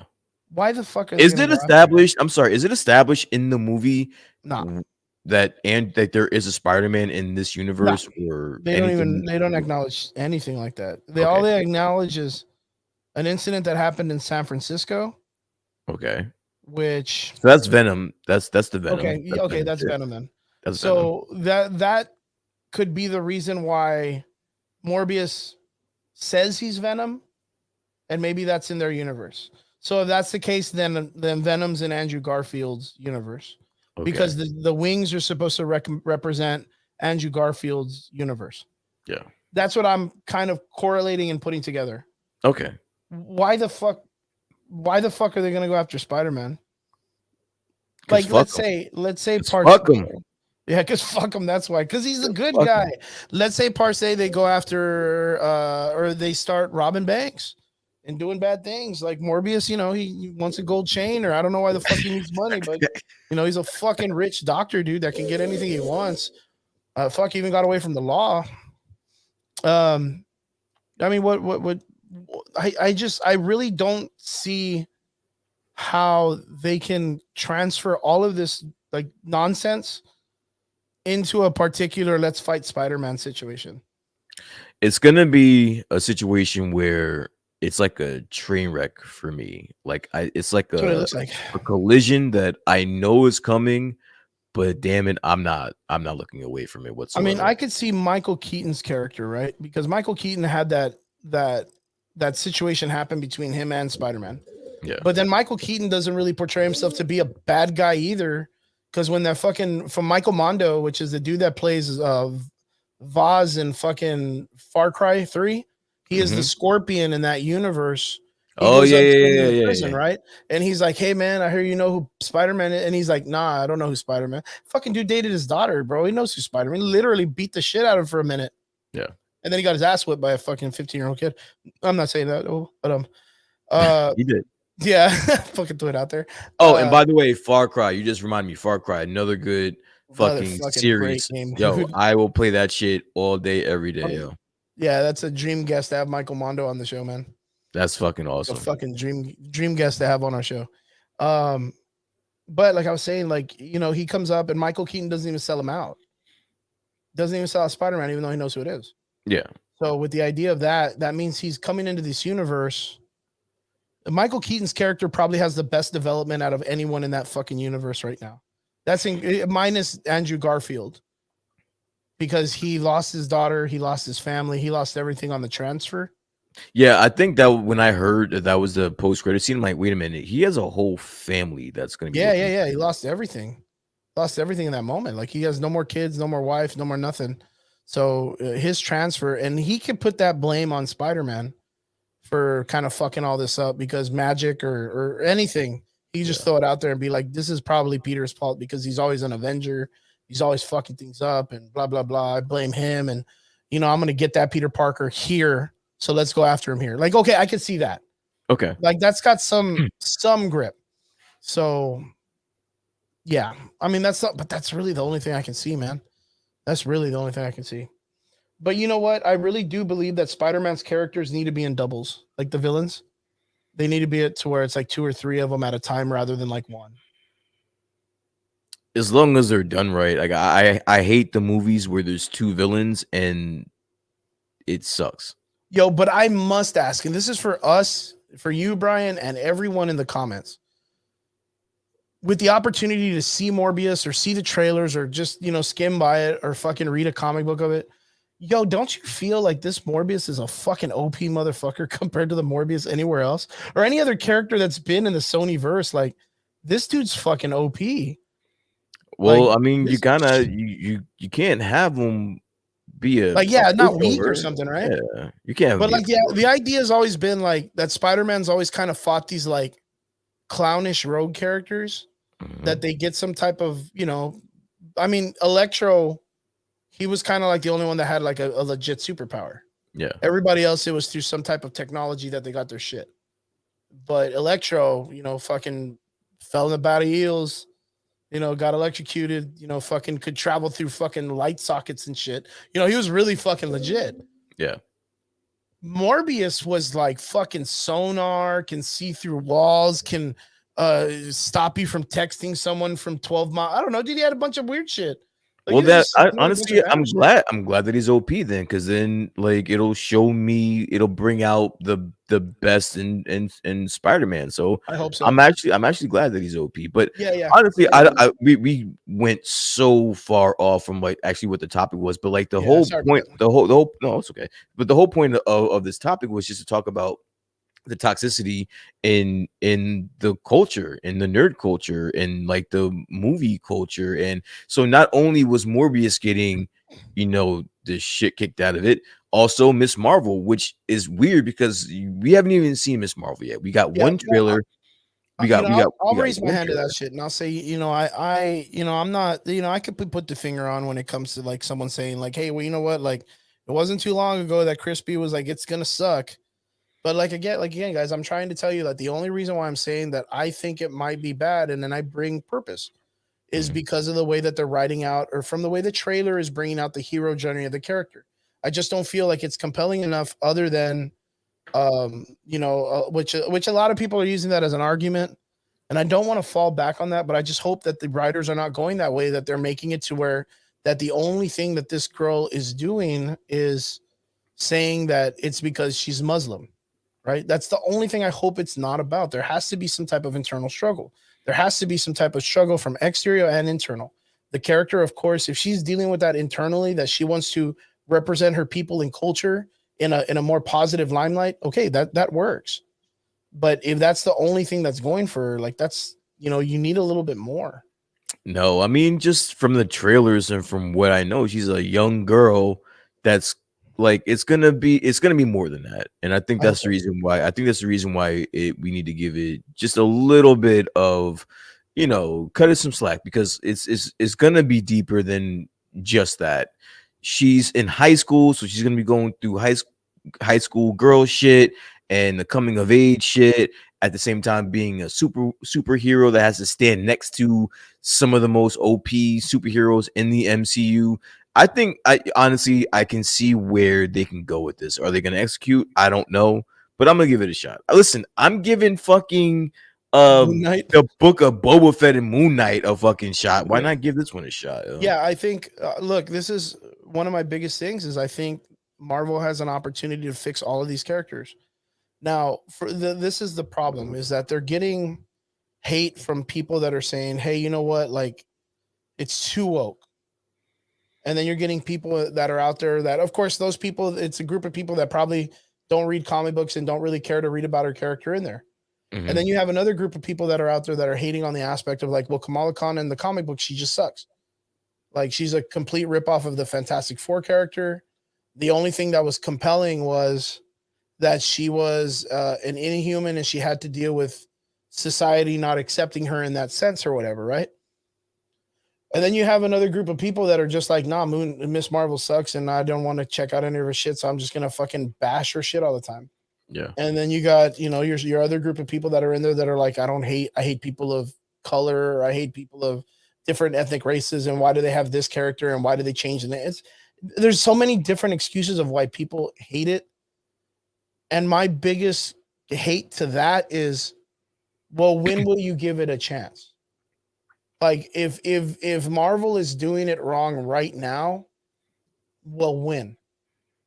That's my only concern, because I've heard a million people out there that are like, man, they fucking made Starfire black. Oh, they made Iceman gay. They made this character gender this and that. And I'm like, okay, well, when though? If you want more representation and you want more conversation in comics, how do you want me to introduce that to make you feel comfortable? That's all I've ever asked of those people. None of them ask. None of them are. They're like, I don't know, man. Just make it a good story. Yeah. Well, give them a chance. Mm-hmm. Like, let them throw a character in there. And I mean, where did you expect it to just like, did you need to write them in right now that they were born yesterday and now they're 50 or 30 or 40 or whatever age they need to be a superhero? You can't do that. And I can't go back in time and install a character into a comic book arc you've already read. So the moment is now. And I just make it to where that person was at a supermarket or in a school or somewhere there where that they weren't a part of the conversation during that arc. So like Kamala Khan, she's 15, 14, 13 years old. Where was she during Thanos' snap? Where was she during? And it's like, well, I mean, who the fuck knows? She was a school student. She's here now. Like, she's here now. Give her a fucking chance. Like, we all, like, people that read comic books, we all know the origin story of Kamala Khan. We all know how it all came apart. Kamala Khan in the comic books just kind of popped up in an Inhumans comic. And then from there, she got superpowers and she could stretch and inflate or whatever it is. That's just the same way it goes in that. Like, my biggest concern has always been, well, when is it okay? That's been my biggest gripe.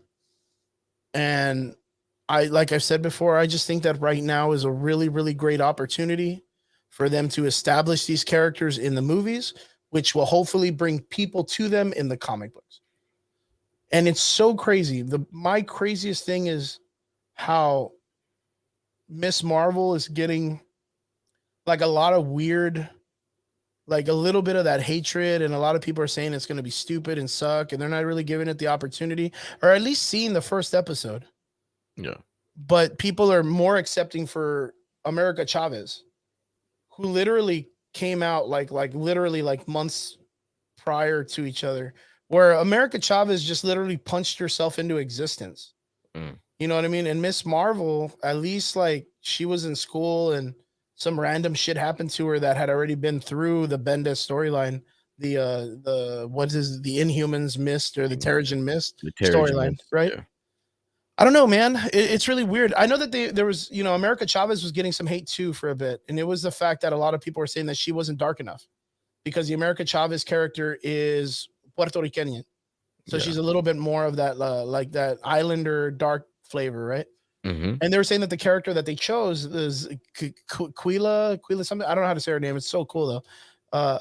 That she wasn't dark enough, and I'm like, well, she's Hispanic though, man. Like, she's Latin. Like, at least they fucking chose a Latin person, dude. Like give it a chance, man. Yeah, like, that's a shame that happened to her, because she didn't ask for that. And she's what I'm saying? She's a kid, man. She's a kid. She didn't bully her offline, dude. Yeah, she didn't ask for that. She didn't deserve that. But going back to the idea, like, why is it that you think people hate this shit so much so fast?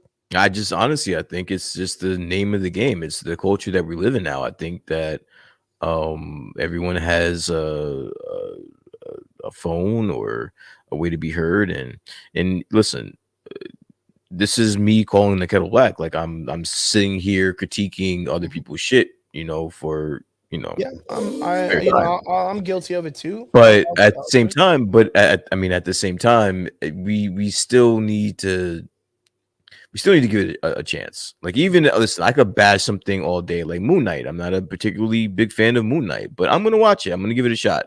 Like I said in the chat, like I'll give it. Listen, Moon Knight has about one more episode with me, bro. I love that, dude. They got like one more episode before I'm throwing in the towel on this. So it's like I will still be objective. I'll still, you know what I'm saying? I'll still give it a shot. But if it hasn't come out yet at all, like I think that's a little bit much. Like let it come out first. Yeah, I got you. I'm the same way, and I think we've said it before a million times. Like we can be disagreeing to the idea of them doing something prior to when we get the knowledge, but at least get a good story. Yeah. At least give us a good story, something that we can say, hey, you know what, you got us. You know, when they were coming out with a Loki show, at first I was real. I was like, not about it, honestly. I really thought it was going to be. I mean, it's Tom Hiddleston. He does an amazing job as Loki. I can literally watch him order some shit at McDonald's as Loki, and I'll still get a great, fucking great time. But in the aspect of it, I was like, I really don't know what they're gonna do. They're probably gonna just make it a silly show. Like it's not gonna be good. And they made it something important. Like it was so good. Even the idea of when they introduced Sylvie, and now they're talking about season 2 having the Enchantress. Like they're already making some big moves that are really, really great in the idea of what they're going to be building in the future for the Thor franchise and the cosmic landscape for the Pantheon of Gods and stuff, which I'm super excited for. Yeah. Vince, right now I'm drinking a badass water. Oh well, Vince. Now that you ask, I got you drinking Hennessy. Yeah, and I'm taking a shot for Vince just for you. Yeah, just for Vince because he's got a Captain America outfit on. I'm gonna post up his thing so everybody can see that. Look at that badass costume, dude. Look at that guy. Look at that guy right there. Look at him go. Super amazing. What a good cat. What a good cat. Yeah, man. I think it's way too early. I think for what they did to the Morbius movie, I think it's kind of like it's a dick thing, man. It's a really, really dick thing. I'm not gonna lie. It's a dick thing. Like I said, I had the opportunity to go watch the movie myself. Well, didn't go anywhere. I just saw it here in my house. I turned the lights down and shit though. So I made it kind of like a movie. But you know what? Like, it wouldn't have been that bad of an experience to go watch it at the theater. But if I would have known what it was, I probably wouldn't have paid for it. Like, I wouldn't have wanted to go in the first place. Yeah. But if it was one of those things where I was not a comic book person, if I wanted to go see something, I would instantly put this as one of my top Fox franchise movies for Marvel. Or Sony, instantly. Yeah, instantly. If it was like an X-Men movie from back in the day or Blade, like this Morbius would have been a great fight for Blade Wesley Snipes back in the day. Okay. Like, dude, Blade Trinity, this would have been fucking bee's knees if these characters would have met. I heard the comparison to Daywalkers. Do you remember that movie, Daywalkers? Or Daybreakers? Okay. No, Daybreakers. Remember that movie with like Ethan Hawke, and it was about vampires, and they were like fucking Ethan Hawke, and he's in this movie. No, he's in MoonKnight. My bad. Yeah, he's in Daybreakers. He's in MoonKnight, but he's also in a movie called Daybreakers that's like about vampires. I saw like the comparison between them. I mean, yeah, I can see that, but like 100%, like you could literally put this Morbius against Blade Wesley Snipes. Okay, like you could put it in that franchise, and you would be like, I got it. Yeah, okay, this is like his major villain or whatever. Like he literally reminded me of the villain in part 2. Okay. Right? Is that the one where the dude was like doing like badass fights? Like the one that the mouth opened up like from the bottom? Yeah. And he fucking fought the old dad, the Nosferatu guy? Yeah. Like that's what this movie reminded me more of anything. That kind of character.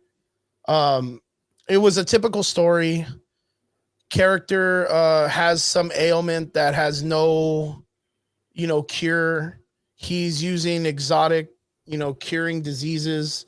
Goes out, finds one, ends up curing him to be, like I said earlier, a 20 out of 10 Jared Leto, but also gives him a curse, which we joked about it earlier before. It's either like, fucking you suck blood or you get super strong and handsome and all this shit, but like there's a huge negative aspect to it. We made the comment like he has to suck PP, like he has to suck on wiener. Which I would instantly be like, I choose death. But yeah, Jared Leto's character had no choice. So he ended up turning into a vampire. The difference between it in the comic books, he stays the vampire. And that's why he is feared by his loved one. And then he wants to go around and find a cure so that he can go back to the love of his life. This one, he casually turns into a 20 out of 10 and then turns back into a monster when he's thirsty. Then in the aspect of it, his best friend who also has the same sickness. Um, it's really a very Spider-Man-ish Harry Osborn situation where Osborn wanted to find this ultimate weapon kind of thing to make him stronger, and he takes it, but he accepts the bad part. Turns into this character from the Morbius story called the Hunter, and or he turns into this guy named Hunter, who's another vampire. And yeah, like it ended up being just a typical anti-hero story. So Morbius, as far as origin stories go, how does this is it a good origin I story at mean, least, or casual, I guess. Yeah, I mean, okay. it's because it's the same thing. Like he has a sickness, like a blood disorder in Yeah. the comic books, and he goes around and tries to find something, and he finds a cave, and he ends up, picking up the vampire curse. Okay.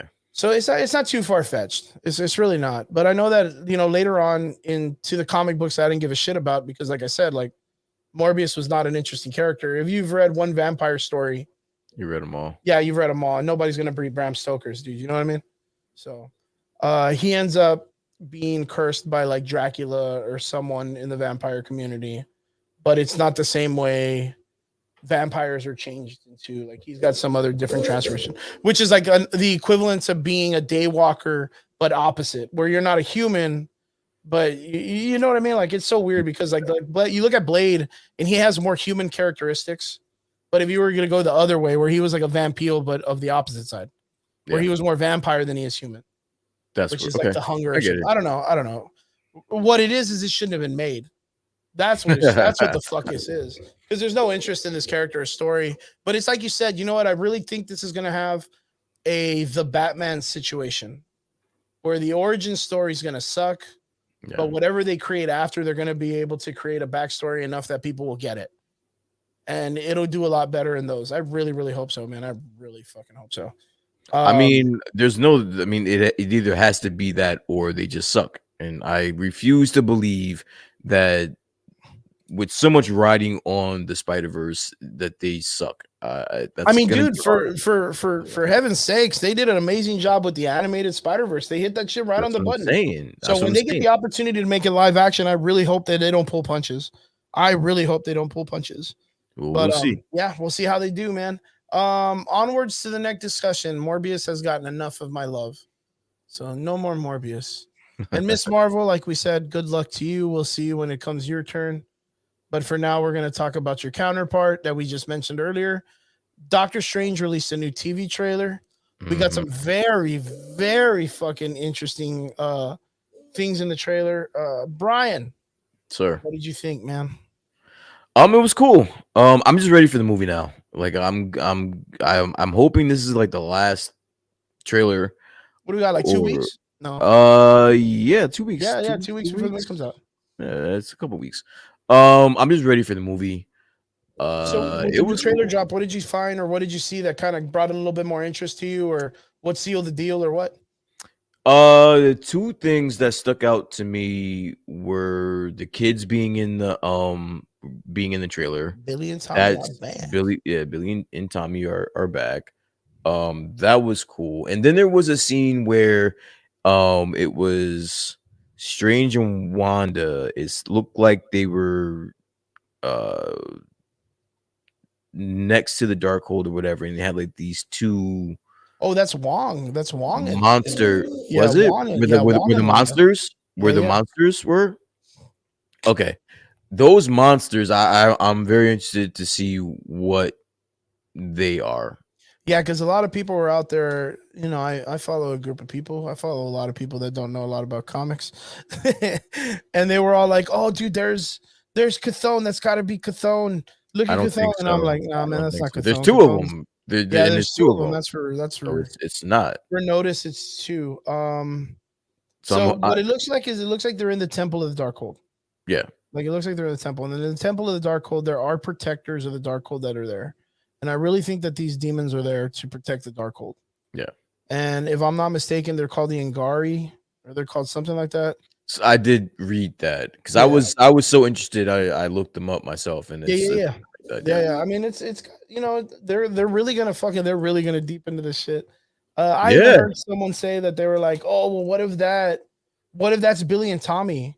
That's Because originally Billy and Tommy are supposed to be like demons, or well, actually they're the fucking hands, like just the straight up arms of Pandemonium, who's a villain that follows Mephisto. He's one of his like acolytes or whatever, and he literally like the two arms of this dude are just two kids. They look like fucking finger puppets. It looks like the weirdest character design I've ever seen on a fucking cartoon character, comic book character. But I don't know, man. Maybe they ended up. That was my theory. I mean, it would be interesting if they did change Billy and Tommy's character to actual demons and then being like, oh, these are their kids, and this chick is actually like my babies, and they're fucking demons. Like, I mean, that would make me look like a Wanda and be like, dude, you're fucking nuts, shit. Like, you're bonkers. I mean, that would probably put the nail in the coffin for established. I think that's established in his universe that Wanda is off her fucking. She's off her rocker, dude. And of course, during that scene, which makes it even more interesting to me, is the way her character looks. Is she doesn't look like she's in that scene. Like, it looks like that's like a complete like, hey, look, it's the Hulk running with the Avengers at the end of Endgame, and you're like, you watch Endgame, and you're like, wait a minute, the Hulk's not even here. He's stuck in a wall. Like, how the fuck was he running with the Avengers? But the more interesting part about that particular scene is that their eyes in that shot that's in the trailer, their eyes, right? Yeah, the demon's eyes are glowing red at the same time that Wanda is creating some magic. So I don't know if she's controlling them. I don't know, like, if she's able to control the demons that are in the Darkhold. Like, that's pretty strong. That's pretty strong, dude. That's pretty strong. I ain't gonna lie. The one thing that so I do a lot with graphics and all this other stuff when it comes to things, and I know a lot about Photoshop and Photo Premiere and all this other stuff, special effects and things. Yeah. The way Wanda looks in that scene, and you guys can go check it out if you want. She looks like she's lit the same exact way when she's meditating in the circle. Okay. So she's got, of course, her WandaVision final costume on, and she's sitting down and she's glowing, but the ambiance in the room is a very reddish ambiance. Yeah. But when you go back and you see that scene, the ambiance is more warm because of the fire that's around them. But Wanda looks like she's still red in that room. Mm-hmm. It's a very, very weird, like, lighting effect on her person in that shot. So I kind of think that, yes, Wanda's going to be in that scene somewhere, but I don't think her flying in next to Wong is actually in that. Okay. Does that make sense? No, it makes sense. Does the runtime of this movie being at 2 hours and 6 minutes, does that mean anything to you? Yeah, it scares the shit out of me, dude, because there's so much shit that they're throwing at us that I'm like, how, dude? How? You had, what was that fucking movie that Batman was 2 like hours, almost 3 hours, dude. 2 hours. And it had a lot of nonsense in it. I'm looking at all the runtimes for all the movies that have either just came out or are coming out, and Doctor Strange is so casual, dude. It's at 2 hours. Yeah, it's casual. It's like fucking that Panda movie that just came out for kids. Like, it's just like, hey, dude, we're cool, man. We're gonna fit it all in. And I don't know how the fuck they're gonna do it. If you think about it, if you think about it, the end credit scenes probably take about 10 minutes to get to anyway. Mm-hmm. So this movie is gonna be like under 2 hours. Yeah, I don't know, man. It does kind of freak me out a little bit with all this stuff that they're kind of saying they're gonna do, and then lo and behold, dude, I'm a really, really, really big fan of Call of Duty BF2's Zombies, right? Yeah. The Richtofen storyline of zombies, the Nazi zombie story. And I don't know if you knew this or if any of you guys are any of the fans of this franchise, because I'm a huge fan of it. The commercials, when they showed the commercials for the DLCs that were coming up, and every commercial, all the characters constantly are dying because all of those are different multiverses where the characters actually die. But your multiverse, when you jump into, is the one that's supposed to win because that you're supposed to be the winning multiverse. But every one of those multiverses, that's why in the characters, you'll see Rick Talkin get eaten, or you'll see Nikolai get mauled by zombies, or you'll see Takio get attacked after he uses his sword. Or that's why he's even using his sword during like Origins, and you never got the opportunity to have it till Nemo Shuma, or I don't know, Shinonuma, which is a later storyline or whatever. the reason why is because those are all multiverses. What if the Doctor Strange multiverse of madness is doing the same thing, where like it's showing us all of these things that are happening, but like Wanda tanking the Illuminati, like it really doesn't happen. But in that multiverse, in the commercial, it did. Yeah. Like, does that make sense? It does. It's crazy if they did that shit, because that would be like the biggest troll Marvel's ever done in their entire like existence of this stuff. I mean, they're but getting better with hiding shit. Yeah, and you know what? They're not opposed to trolling people. So it's like Disney, they listen, the boner from WandaVision, like they are into trolling people. I have a question for you though, sir. Yeah. Bruce Campbell, what character is he playing in this movie? Your guess. You think he's gonna have like a major role or just like a subtle cameo? What I would have wanted, and this is no joke, I would have wanted him to be the Mysterio from Spider-Man. I would have wanted him to come back and be like, well, I'm the only guy that beat Spider-Man. I stopped him from marrying his guy. I wanted him to be the character that he was in the Raimi universe, because that's what, Bruce Campbell does. They always do real funny skits with him. Even if the movie's super fucking serious, it's still going to have some Army of Darkness or Evil Dead or some kind of like connection. But I've heard another option, which is he's going to be Balder the Brave, right? Yeah. Which is Thor's brother, who's the actual son of Odin and Freya, who's the actual, next line for Prince or whatnot. But what's really interesting is in the comic book line of this story, he actually becomes the new Hela of Hell, because Hela gets out of hell. So they need someone to control the underworld, and Balder ends up being the new king of hell. So if they do that, it would be cool. But then that would mean Bruce Campbell would have to be a character in the Marvel universe, which I don't think he's going to do. So the only other thing that I can think of him being is like a 1980s version of Stephen Strange. Yo, there's no way that they fit everything in 2 hours, dude. I'm fucking telling you. I'm really trying to not think about it, but I can't not think about it. I really think Bruce Campbell is going to come out and be the Elvis Presley of Doctor Strange's. Like, he's going to be like, everybody watch out and everybody get down. And he's going to be like constantly with his hands, and they're going to be like, stop, dude. Like, he's going to have like a cotton tunic. Yo, you can't even waste that time in this movie. He better be someone important. Like, I mean, that would be the most important thing, that he's someone important. Like, really is. Because like you said, but the thing is like, I think from the get-go, it's going to be like a rabbit race. Like, I think from the very beginning, it's going to be like, Doctor Strange shows up to that forest. He sees Wanda and shit's already popped off. And then he's on the run from Wanda.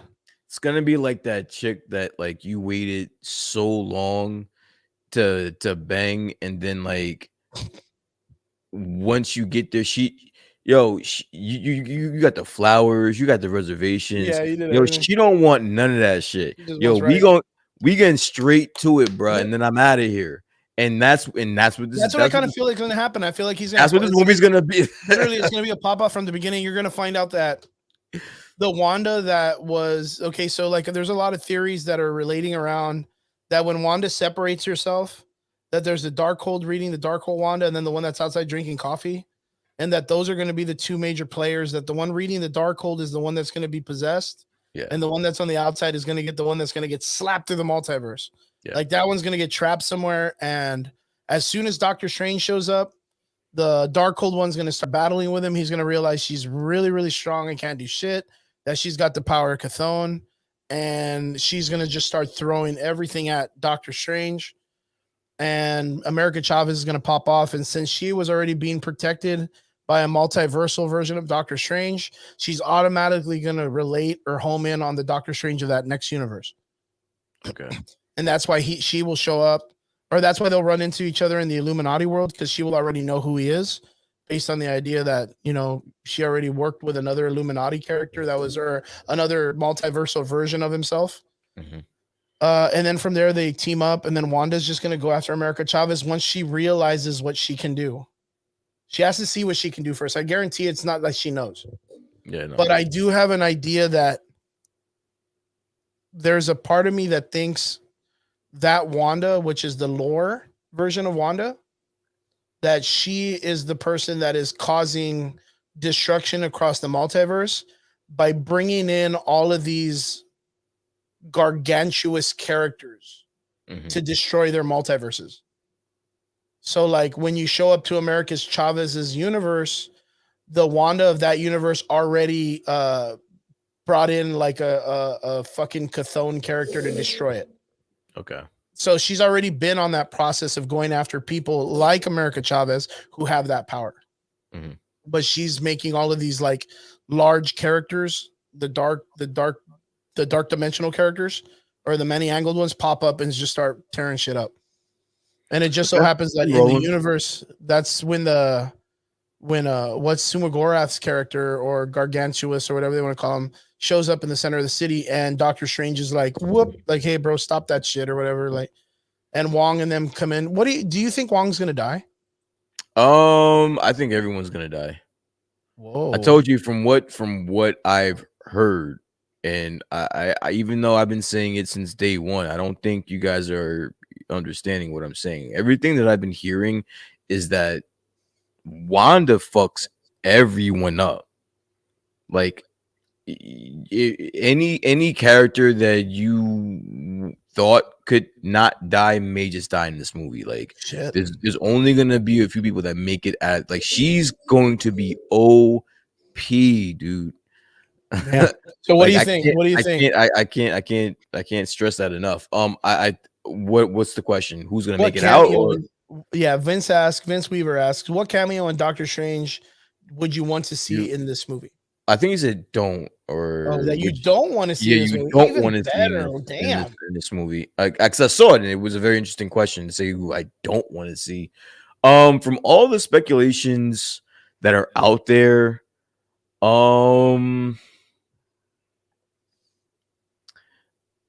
I guess the Tom Cruise Iron Man. I'm not really, and that's because I'm in the opposite. I don't want to see that lady come as Carol Danvers because she's gonna get smoked. And I think that she had a really good send off. Oh, you mean Monica Rambeau? Dude.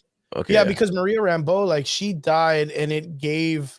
Oh no, it is Maria. No, Maria Rambeau. Yeah, but Maria Rambeau is the one that's supposed to be. That she's supposed to be in that thing where she's the one that was imbued with Captain Marvel's strength. Yeah. But the reason why I don't want to see it is because she's the internal conflict for Monica Rambeau. Yeah. Like she's the internal conflict. Like we already got a sad send off, which we feel it because she died off camera, and we didn't even get a proper goodbye from that character. Yeah. I don't want to see her come back and get fucking mutilated by a fucking Wanda just to see her dress up as a character that I don't even like. Tragically, I don't really care about Captain Marvel's character to begin with. Yeah, like I'm not really a big fan of it. I'm more interested in seeing Monica Rambeau's power, like how it's gonna kind of be utilized in the stories and stuff like that. I'm not really interested in Carol Danvers' character as a Captain Marvel. Like I just think it's a really shit way to bring her character back just to get smoked again. Yeah, and because internal conflict, Monica Rambeau, like. Maybe I mean, and this goes back to just slapping the Monica Rambeau character in the face from WandaVision when she's like, "I would have brought my mom back," and then for Wanda to fucking kill her mom, dude. Yeah, like, and then what's she gonna do? Is she runs into Wanda again, or is Wanda gonna be like, "Hey, like, not to be a bitch though, like, but I killed your mom, who was a Captain Marvel variant in another universe." Like, she's not gonna tell her that shit. So that's another interesting thing. It's like, what happens when Monica sees her, or when she sees Monica? Like, is it going to be like an Anakin and fucking? Well, she ain't going to come out. Obi? Like Monica's not going to see her mom in this because this is just a travel of Doctor Strange, Wanda chasing them, and America Chavez. It's just them three. Like Monica's not. I don't think she's going to. I'm not closing the door on anyone popping up in this movie. Like, that's a good point. But even let's say it's not in this movie. Let's say it's in a future film. Mm-hmm. Like, I just want to know that dynamic as to what Monica is going to do the next time she sees Wanda.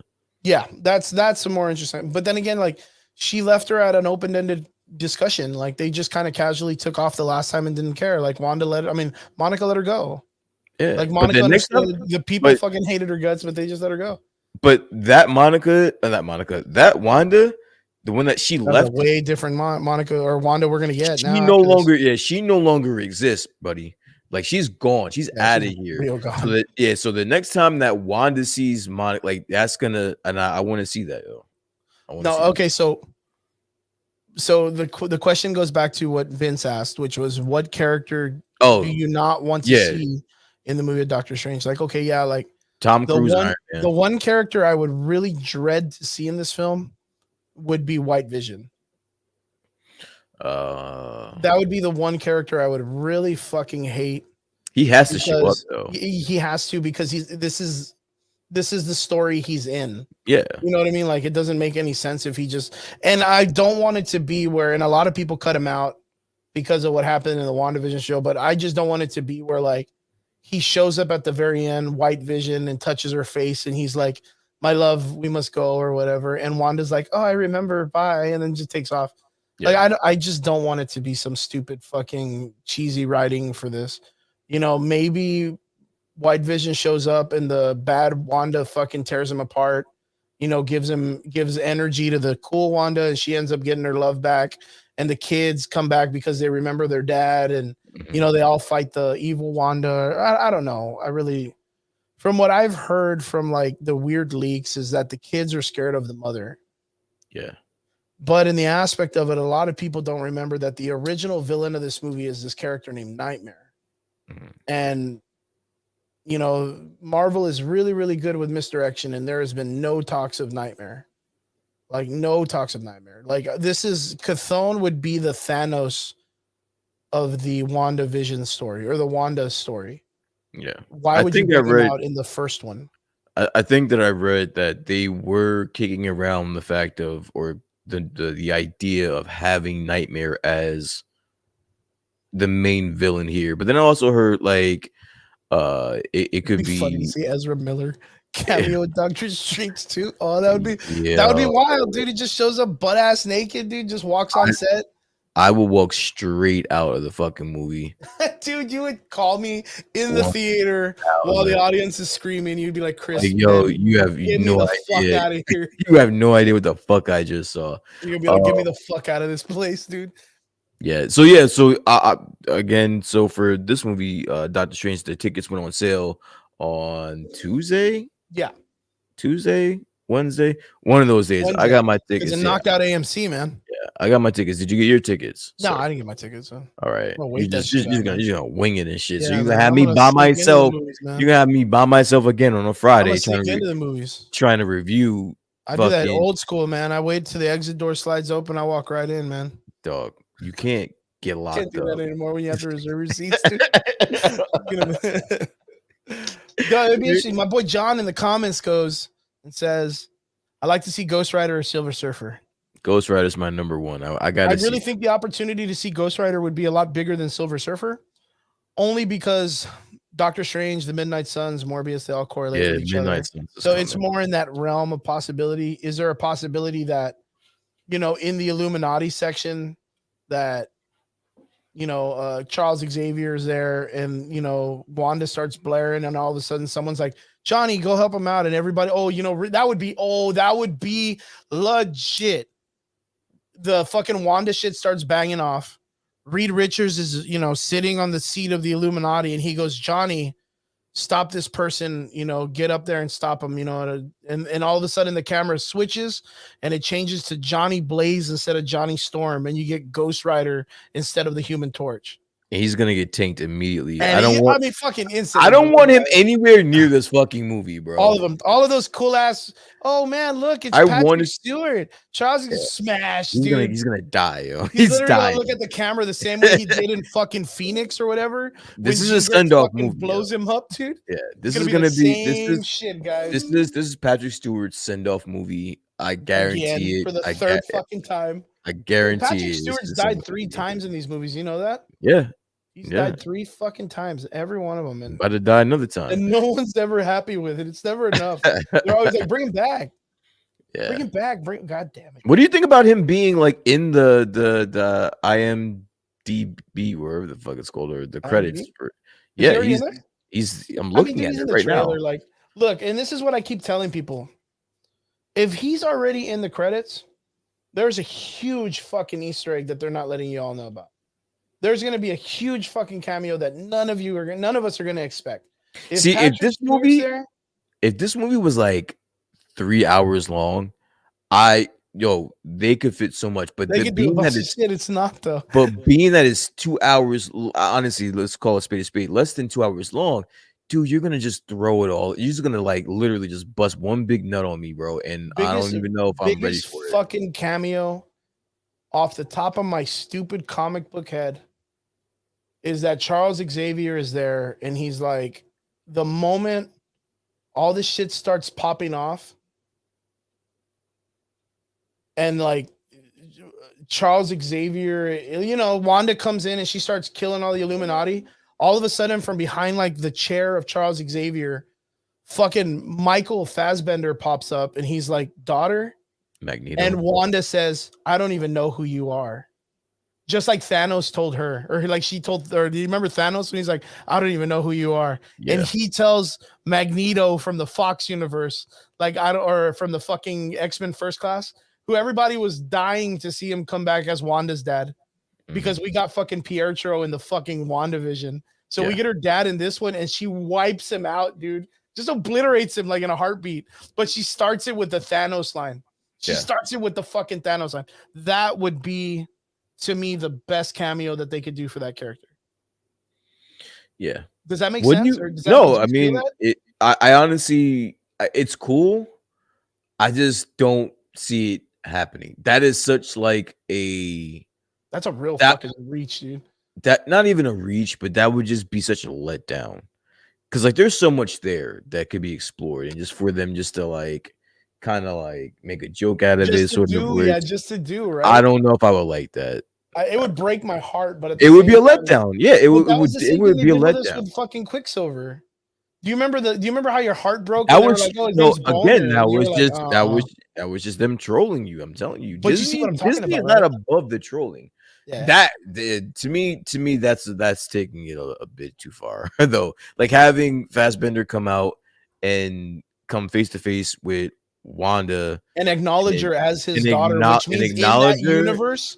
Yeah, that means he recognizes her as his daughter still. You're asking a lot of your moviegoers to just overlook that. You know what I'm saying? That's asking a lot. But it would be cool though. It's like the fucking Satan version of No Way Home, where this chick's just wiping all your fucking childhoods out, dude. Just wiping everybody out. Did you have fucking Hank McCoy come back, dude? What was the old fish was it? Frasier? You have Frasier come back as Beast, and he gets fucking mutilated. All his hair gets ripped out for some fucking. It just turns into a fucking horror movie and shit. Yeah, nah. I mean, I think I can't wait for this movie. I think and more than anything else, I just want to know. I'm more eager than anything else, than the cameos, than the storyline. I want to know what is left of Wanda after this. Like, where is she after this, and where does this lead to? Because I think at the end of this movie, we could potentially get something moving in towards the House of M. Maybe. I think so. You're asking the right, like you're on the right move to where I'm at too. It's like, what the fuck do you do after this? Like, I have no idea off the top of my head as a story person. Like, what do you do? Like one, you're gonna have to wipe Wanda off the radar.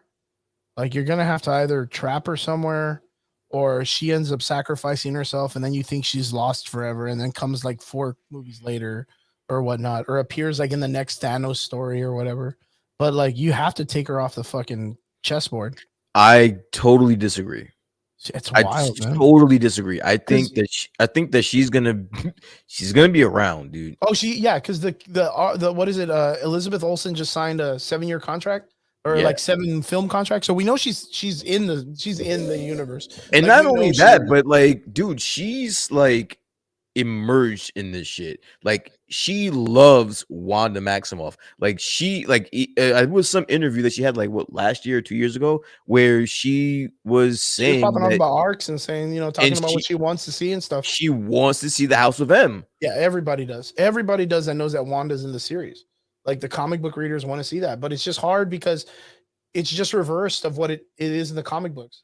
Yeah, and that's the hardest part, is how do you initiate it and then reverse it again?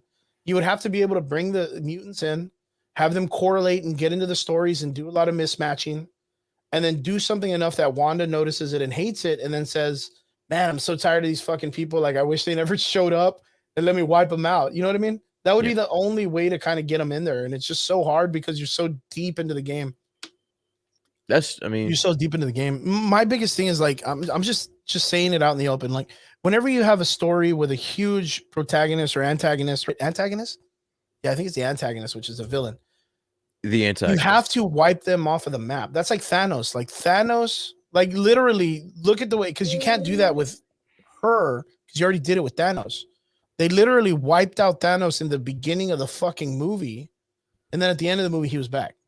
That was so badass though when they killed him. They did it right. They did that story right. That was so badass. Because I'm sitting here like, what the fuck? Because the typical story is, because the typical story is when you have a full-fledged story with a major villain, that villain has to die so that there can be some type of comeback. Okay. And then you have a bigger monster come out at the end, which was now you had at the beginning when Thanos is killed, he's the coherent, everything's done Thanos, I'm willing to let go because I've already solved everything. Then you get your Thanos in the future or in the past that comes to the future. That is the Thanos that everything was taken from him. And he wants nothing but death and destruction. He's willing now to not just wipe out half of the universe because he's doing us a favor. He's willing to wipe out the entire universe and start it all anew. So he's just turned 100% into the truest villain he could be. Yeah. So he's the bigger variation of himself from what he previously was. Yeah. So the threat is a million times higher and the stakes are higher for the heroes. That's why everybody, when they came together, it just made sense off of one guy who they all tried to fight in the previous movie that, you know, without the stones, he would be just as well. Yeah. Wanda's the same way. Like, Wanda's about to become the major Thanos character in the Marvel Magic universe. And she has to get wiped out. If not, they're probably going to do what they do in the comic books where she makes everybody, she forgets that she's around. Does that make sense? Where she just erases her memory from everybody and then just disappears and then comes back later. Yeah. I mean, I kind of see that could be a thing. I kind of see that could be an option. But yeah, man, it's just so hard because of what they've been able to pull off with the story already. And it's like you said, like, dude, don't even start, Vince. You already mentioned his name. He's just going to be hanging on the wall in the corner on the top of the building. No one else is watching. They're like, we all made it. Even that guy. And that should have been my answer. That should have been my answer to somebody I don't want to see in this movie. I should have said Miles Morales, and I would have just seen you blow your fucking. You'd blew a gasket. No, I don't. You'd have blew a fucking gasket. Right now, the comic books are putting him everywhere, and it doesn't make a lot of sense. Yeah, that's he's coming, bro. Yeah, they just made him Wolverine. They had him made Thor last week. They turned him into like a Venom symbiote, Carnage in Dark. Like, they just don't know what to do with his character. They just don't know. I did see that. I did. Where he was like the symbiote. Okay. Yeah, they just don't know what to do with his character, and I feel like they haven't gotten like that arc for Miles yet. They'll get it. I know they will. I have faith in them. But Robert's telling me, yo, Chris, there's tickets for Wednesday night for early screenings of Nicolas Cage's new movie. If you're up to it, man, it's gonna be there. I'm gonna be there. That would be rad. Well, it's pretty hard during the week for me because I go and I teach my classes at night. I'd have to really choose a day and get one of my students to cover for me. But I would do that for Doctor Strange 2 more than Nicolas Cage's movie. Yeah, dude. But I do want to see that Nicolas Cage. Tip of the hat to you. I do want to see that movie too. Same thing with Sonic 2. I've been hearing some, of course, up and down reviews. A lot of people saying the story sucks. Did you see the first one? Fun. Yeah. And I thought it was fucking fun. I saw the first one. I liked it. Yeah, I thought it was cool, man. I mean, I just tried. I was gonna hate it. I did too, but then I just remember, like, hey, you know what? Like, I'm gonna watch this and I'm gonna think like Sonic. I'm gonna think like it's a fucking 15-year-old movie, dude. Yeah, it's I'm not Sonic. gonna look at it like I'm a fucking 40-year-old man looking for an Oscar win. Exactly. Yeah, and I dug it. I thought it was funny. I thought the character, whoever played Sonic, did an amazing job. I think Jim Carrey did a good. Yeah, he did an amazing job too as Doctor. I was not a fan of it at first, but then you saw it was like the old school Jim Carrey, and I was sold, dude. I was sold. And he's even more 1990s Jim Carrey in this movie, from what I heard. Right? Yeah. But I just heard that people are complaining about the story. But I've never played Sonic for the fucking story, so no one did. No one did. You just ran through the goddamn thing. No one did. I'm about to say, Rob saw it last night, but when I saw the trailer and they had Tails flying the plane, when they had Tails flying the plane, you were like, I'm sold. Yo, I love that board. Yo, Yeah. that board, the plane level, that was Mhm. my shit, bro. I love that shit. Yo, how do you feel about Idris Elba being Knuckles? Oh yeah, I think I'm trying to place A the lot of people say voice, he's like, really good. At but first, I yeah, thought it was Antonio Banderas, dude. it's Idris Elba. He's Yeah, he's gonna gonna knock it out of the park. That guy does everything good. yeah. It's like a gift to the world, man. All right, onward to the next one. Talked enough of Doctor Strange. It's just a trailer, guys. Get your fucking nuts. Control your nuts, boys. But yes, we're all excited for it. Onwards to the next one. Guys, we're at the final discussion. We are going to be talking about 30 minutes straight into talks of Moon Knight episode 2. Oh, not episode 1 recap. What am I doing? I'm going to put episode 2. All right, let's go. Episode 12. Fuck it. Let's go. Boom. Episode 12. 12. All right, so I will episode not 2 be finally able came- to take fucking 12 episodes, 11 10 10 more episodes of this motherfucking show. But go ahead. Okay, so episode 2 Moon Knight came out. We got, of course, Oscar Isaac coming in, knocking it out of the park as an actor, as he has been doing in everything that guy touches, even the Apocalypse movie. He's an amazing actor. They brought him in. We got to see a little bit more interaction between what's his name? Sam Grant, or what's his name? John Grant and the other dude, Mark Spector. Yeah. So and from there, It's Steven. It's Steven. Steven Grant. Yeah, Steven Grant. Steven A Grant lot of people finally got the introduction to know who Mr. Knight was. Yeah. A lot of people got to what I was talking about too is you got to see how big of a dick Khonshu can be. No, he is a dick. Yeah. Yeah, he's a fucking asshole. At first, he seems like he's like, oh, he's a benevolent god. But then you realize he really does not give a shit about human beings. Yeah, no. Then you're kind of like, wow, this guy, Ezra Miller. Oh, fuck. The Flash. Goddamn. He's the Ezra Miller of the gods and yeah, shit. he's the second iteration of Ezra Miller in your bedroom at 3 a.m. Not the first one when you're excited, but the second one when you realize he's robbing you. He's robbing you. Yeah, he's robbing you. What did you think of episode 2? I got to ask you because, you know, you're casually being more introduced to this character every episode. I would have liked for you to have started, but I mean, that's fine. Because honestly, listen. I'll keep it very short and sweet. You of all people know I've spoken to you behind the scenes. Mhm.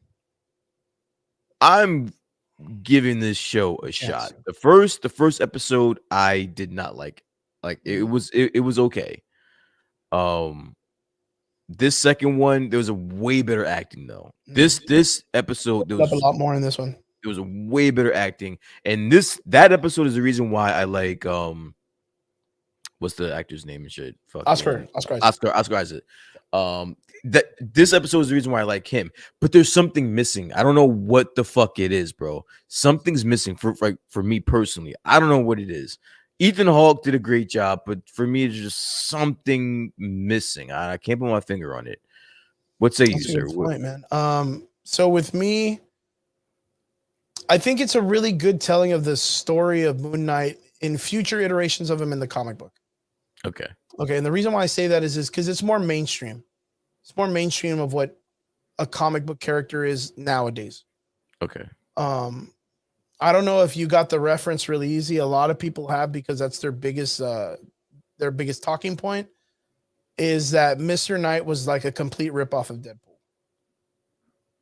Okay. Yeah, but that was the thing is that's the whole thing between Moon Knight and Deadpool in the comics. Deadpool is 100% Mr. Knight, like all the time. He's always on.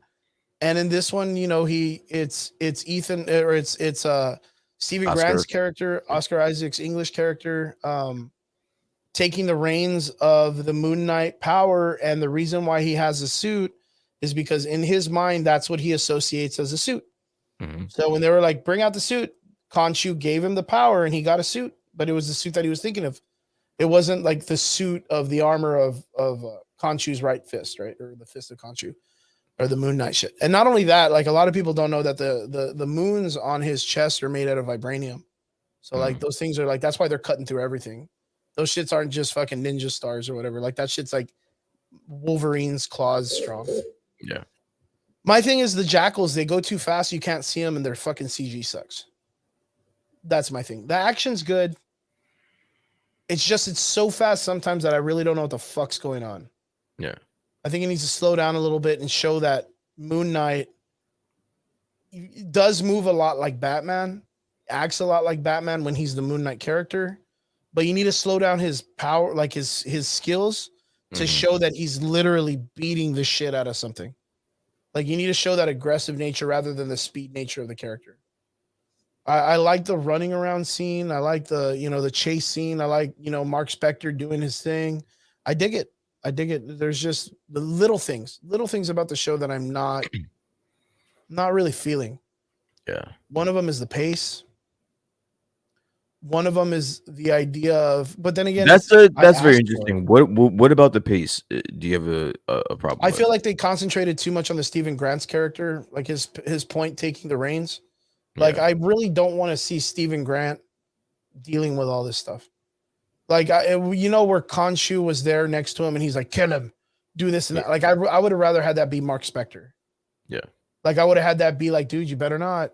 You better fucking do this right. Like, you better fucking don't give him that thing. Like, I would have rather had that argument between them rather than them be. But I would have switched the roles of it being Mark Spector telling Stephen Grant all the shit that Khonshu was telling him. Mm-hmm. And then I would have had Khonshu being in the mirror. Okay. That's what I would have done. Okay. I like it. Like that's me. That's me. I think Khonshu needs to be more of like a stricter parent. And Mark Spector, for the value of what he owes, needs to have more of that, hey man, I need to be more in charge. Like I need to be your boss. Mm-hmm. Like I need to dictate what we're doing, not Khonshu. I just feel like Khonshu talking to the Stephen Grant character is very boring. Like, I don't know. Like, I just think it's boring. Like, there's no more fear of him fearing Khonshu. Like, now Khonshu's just this weird-ass thing that stands on buildings and talks shit to him. Yeah. Like, I think that was the most boringest thing in this episode to me. I lost a lot of interest in that scene. I just lost a lot of interest in the whole episode. Like, and it's so weird, too, because, again, there's such good acting in it. Yeah. I just could not get in it. I don't know what it was. It was the weirdest thing. But I mean, guys, people in the comments, before we go on, people in the comments, guys, let us know what you guys think in the comment section. Yeah, absolutely. What you guys thought were your positive and your negative. Tell me I'm bugging. Like, let me know that this was like the best episode, one of the best MCU Disney Plus episodes. Like, let me know I'm bugging. Yeah, the reason why I ask is because I'm very technical with this stuff. And yes, I have a good time watching it, but I'm still on the fence about why we specifically need a Moon Knight show. And I didn't feel it on this episode either. Like, I'm not saying it's a really horrible episode. Listen, I'm going to take it. I'm going to listen. I know I'm bullshitting. I'm saying I got one more episode and I'm probably going to watch it the whole way only because I know that Oscar Isaac is he's great. He's a great actor. So just for that, I'm going to watch it the whole way. But it's not grabbing me the way that I want it to. It's not personally. There are some things that I do like about it. I do like the acting. I think Ethan Hawke is knocking it out the park. I think I would like more action. Like you said, you brought up a great point. I would have liked to have had Mark Spector have a little bit more to do with this episode. Being that we saw nothing in the first episode. Yeah, I mean, hoping since there's only 6 episodes. Yeah. Right. So we're coming up at the halfway point in this next episode. So I'm expecting things to kick up a little bit. We only have 3 more episodes after that. So. Yeah, I kind of feel like it might be already suffering from the situation at like the other shows where it's like they kind of wait for the very end. Because if I'm not mistaken, you brought up a really good point 2 shows ago. And it was like, why only show them 4 when they're 6? You might as well show them the whole goddamn season. Yeah. And the reason why is because the director came out and said that something really big happens in the 5th season. Something really big in the 5th episode. Something really big. Okay. In my mind, I'm kind of like, what the fuck can happen in Moon Knight? Like, who the fuck cares? One of the biggest ones can be Boss, like the god of the Black Panther god. Like, he's the brother of Khonshu. Okay. So that could be a big reference to the Black Panther series. So, but I don't really see that as a big thing. because I mean it's still in limbo with what they're gonna do with Black Panther, like the show itself, and that's not like for the story of Black Panther. I'm just talking about like in our reality of what they're gonna do with Black Panther, not in the show. The show itself, Black Panther is gonna go after Atlantis. They're gonna go to war with Atlantis. I already know that shit.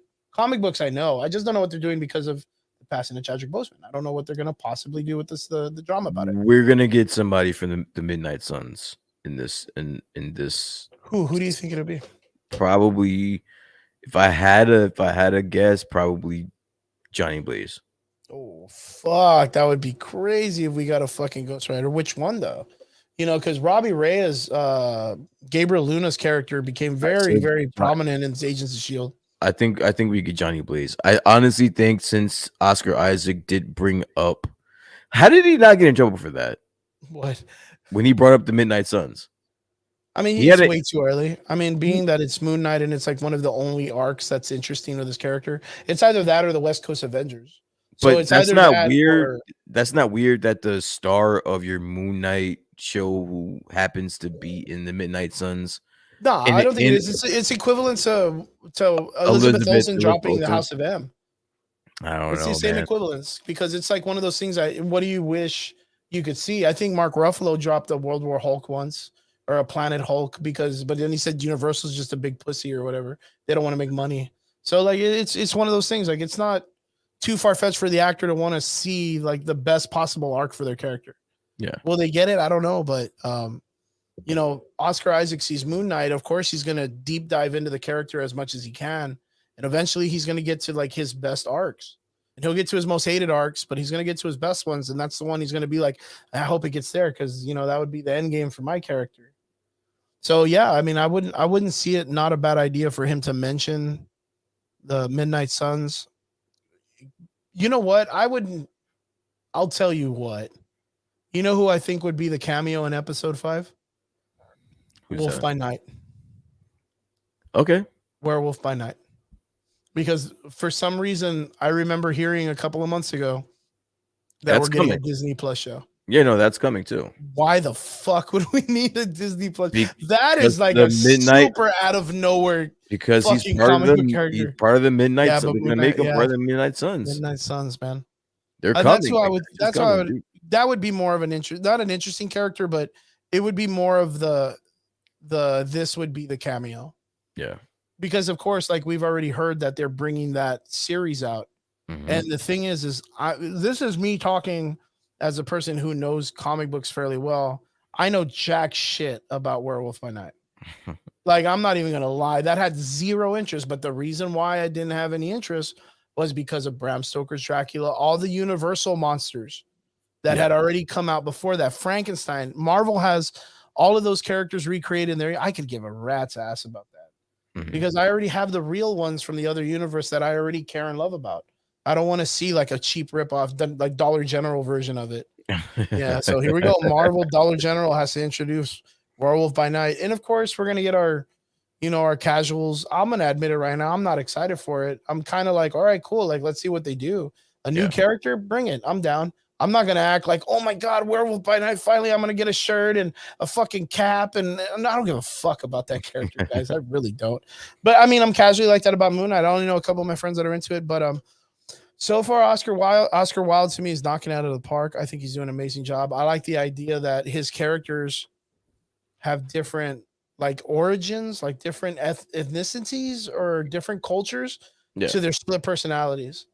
And That's I'm pretty like, whoa, this guy's deep diving into that shit. This dude's got fucking like I can get where Mark Spector got all the IDs and all that shit and all the passports, but this fucking dude learned French.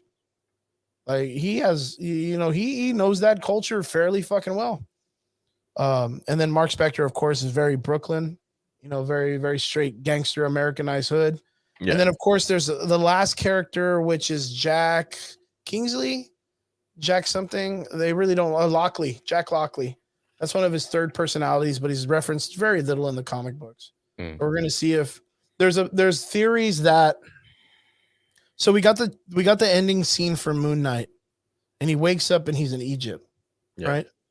There's a lot of people that are thinking that him waking up and he's drinking, that's not Mark nor Stephen Grant that that's the third personality, which is the Playboy.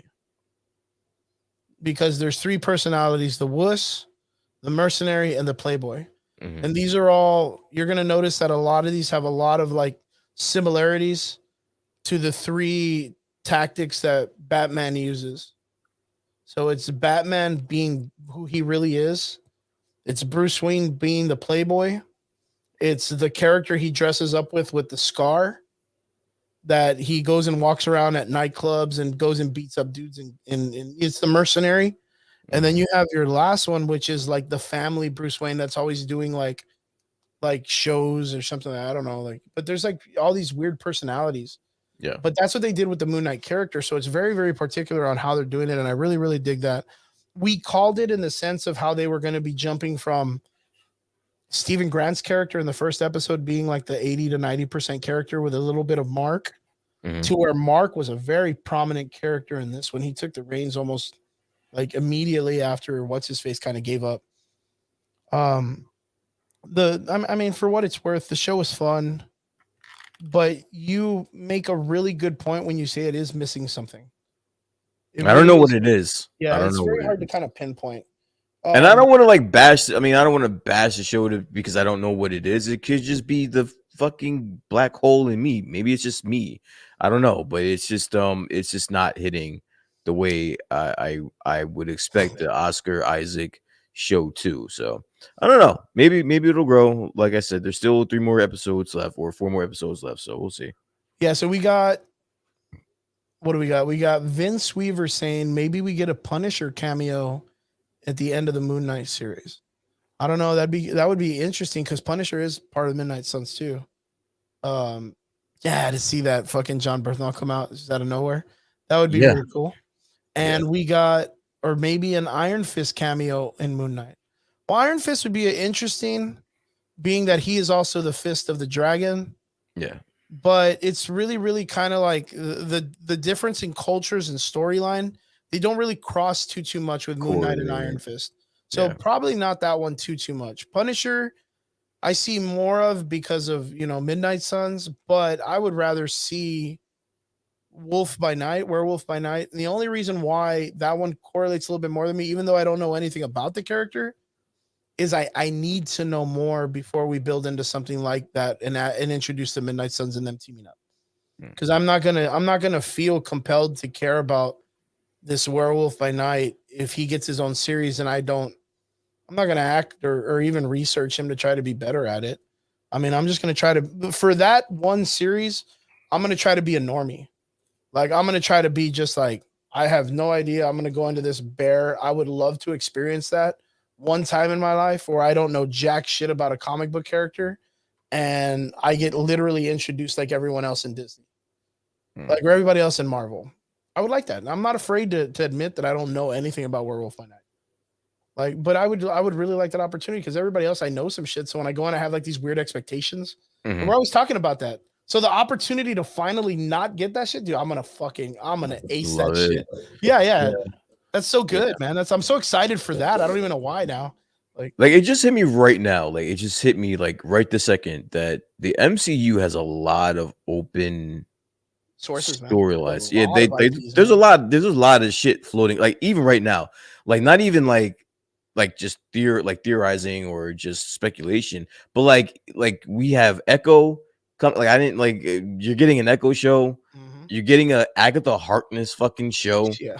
Like you're gonna get a lot of shit coming your way that you did not thought you were gonna get. Like that you ever needed.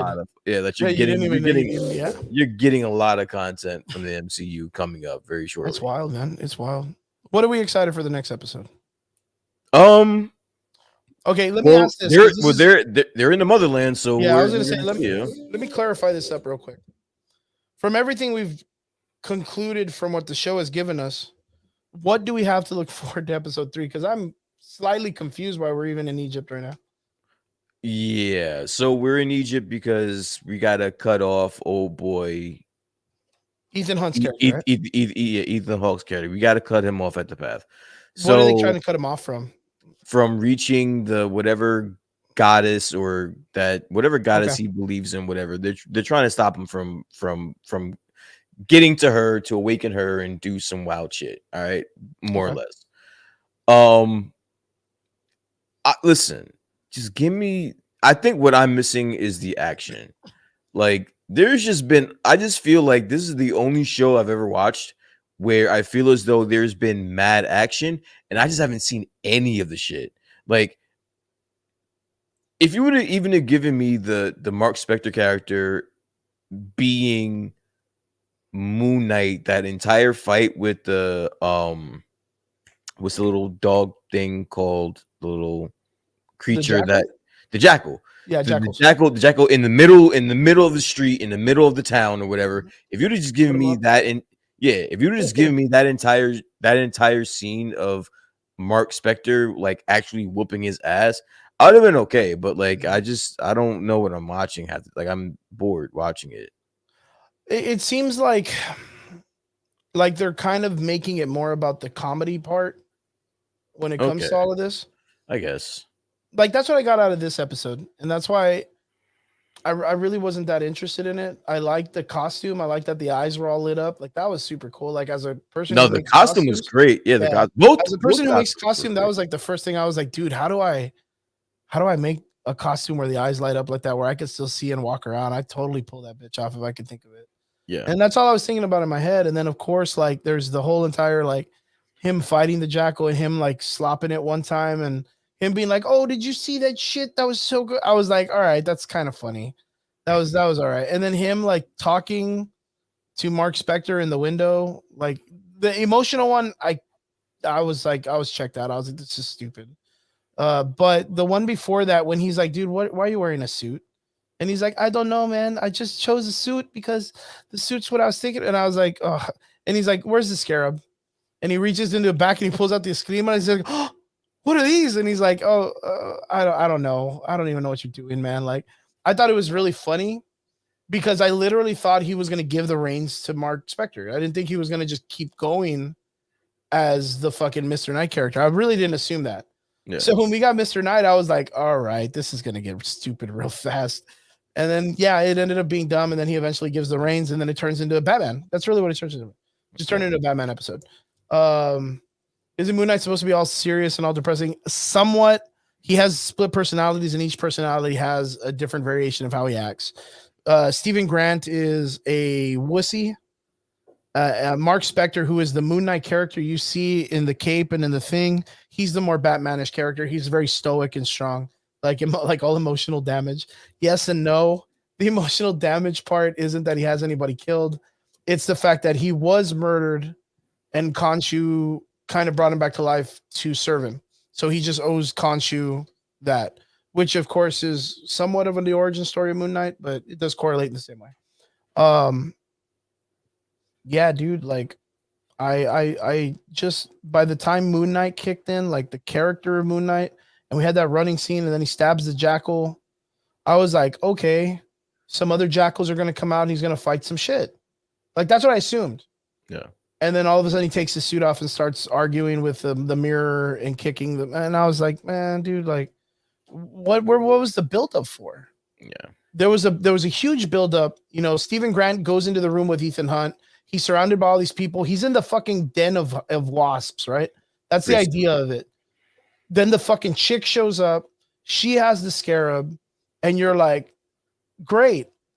Everything's about to pop off. You know, fucking Mark Spector's like, yo, give me the body. And then he's like, no, we're going to run for it. And then they run from it. Ethan Hunt claims he's got this power of this character that's like uber strong. Stupid Stephen Grant still gets away.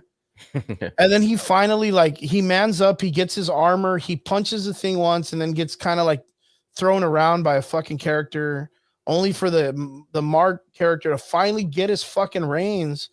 And all the action was him climbing a fucking wall and running on a roof. That was it. That was the whole lead up. Like, you know that, right?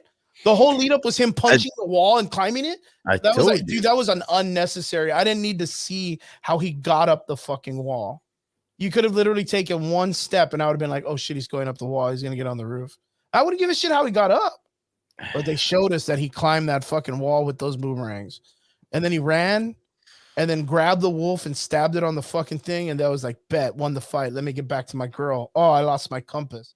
All of that build up for a running fight stab scene.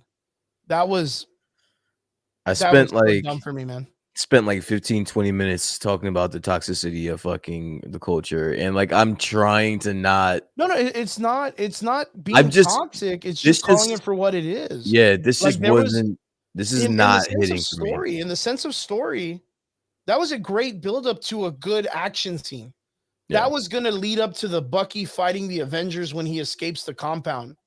And you get the Black Widow with the fucking headbutt. You get the Black Panther doing all this cool shit. You get Tony Stark blasting with. You get all of that to that fight scene, and then of course all of them get busted by the cops. Pom pom pom pom. Like that. That's the lead up. That's that vibe you feel. But all we got literally from the wasp nest to the fucking run up the wall to that was a stab, and that was it. He lands and superhero landing, and it's like, dude, okay, like where's the rest? Give me 2 other dogs and fucking fight them or do something. That has been my biggest issue is the action. You give me some more action, I'll be a happy camper. I'll leave you alone. And this is the thing. I really think that the company of Disney or Marvel or whatever we want to blame it on literally took money away from the CG because they didn't believe people were going to watch this shit or care about it. Same thing with the Miss Marvel story. And I know we haven't seen it yet, but I think that's what we're going to be realizing from a lot of these IPs that are coming out that don't have a lot of following. So they're going to be cutting corners in some way. And I think right now the cutting corners is the CG. Because my biggest thing is, if I wanted you to, could you explain to me what the dog looks like? Nope. This is a challenge for any of you without Googling that bitch. Can any of you literally explain to me what the dog literally looks like?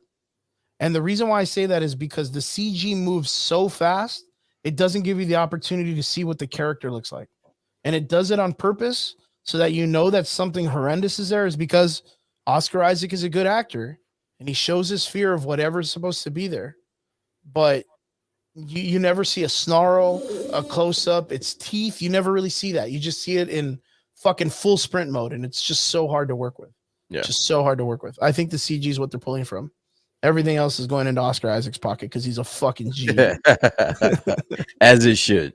So this goes out to everybody in the comment section. What do you guys expect from the next 4 episodes? Because we're barely getting into the 3rd episode. 4 episodes left. Yeah. What I'm really hoping is maybe, since we're getting into more of the Egyptian part, because they're already in Egypt, is we're going to get more explanation from the Khonshu character. Instead of him just popping up and giving one-liners, we're really going to get a really cool, and I mean, I'm only talking about this because I kind of casually seen it in a trailer or like a picture in Variety, where it's Khonshu and Mr. Knight kind of traveling or transcending through the stars like Doctor Strange. Okay. So I'm expecting to see like an episode of like this trippy, like, let me take you through the background of what we do, or let me show you how vast my powers is. And I'm like, well, this is a whole movie based on psychological aspect. It's a whole series based on someone that's casually crazy, someone that's going through split personality. Now give me a fucking trip out. You know what I mean? I could take that. The Fight Club aspect of this, I dig it. I feel like that's enough for me mentally to kind of keep me interacted in the story. And that's the only thing that's keeping me there right now, is the correlation between how Stephen Grant works with Mark Spector and vice versa. So far, I don't get any interaction in my mind with any other character with any of those characters yet. Like, I don't have any relationship to anyone. I'm like, they introduced this girl who's like his wife and all this other stuff. I really don't see it. Apocalypse be an Easter egg. Vince, you're a mad lad, bro. You're such a mad lad. He always comes up with the craziest shit. I'm here for it. Yeah. I'm about that life. I'm here for it. I really don't see any relation between him and any other characters. Like, I really don't. Ethan Hunt's character is interesting, but I still don't get it. Like, I still don't get him. Yeah. I'm there with you, but I've just accepted that. I just accepted his character. I don't even necessarily need to know. I need to ask you something, because I want to ask this to everybody out in the comments too. why show in the introduction of his character the glass in the shoes scene? What did that represent for the character now that we're 2 episodes in? Like, what did that mean? I don't know. I know what it did for me was to realize to grasp the type of person that we're dealing with. We're dealing with someone that's not all there, and you're walking around with glass in your shoes. And honestly, if you listen, every You can still scene hear that it? he's in, you can hear it. Really? Oh fuck! I didn't even know that. That's crazy. Every That's scene funny. that he's in, that he's walking, you can subtly hear the glass in his shoes. That's fucking wild. I didn't even listen for that. Yeah, so it's like that to me was cool. I liked it. I like that character. It's interesting, but it's just, to me, I don't see the payoff of why he would do that. Like, in my opinion, like when someone does that as a character, that's one of two: a sadomasochist or someone who believes that you're purified through pain, which is like, I don't know if you remember seeing, what was that Tom Hanks movie, the fucking Da Vinci Code?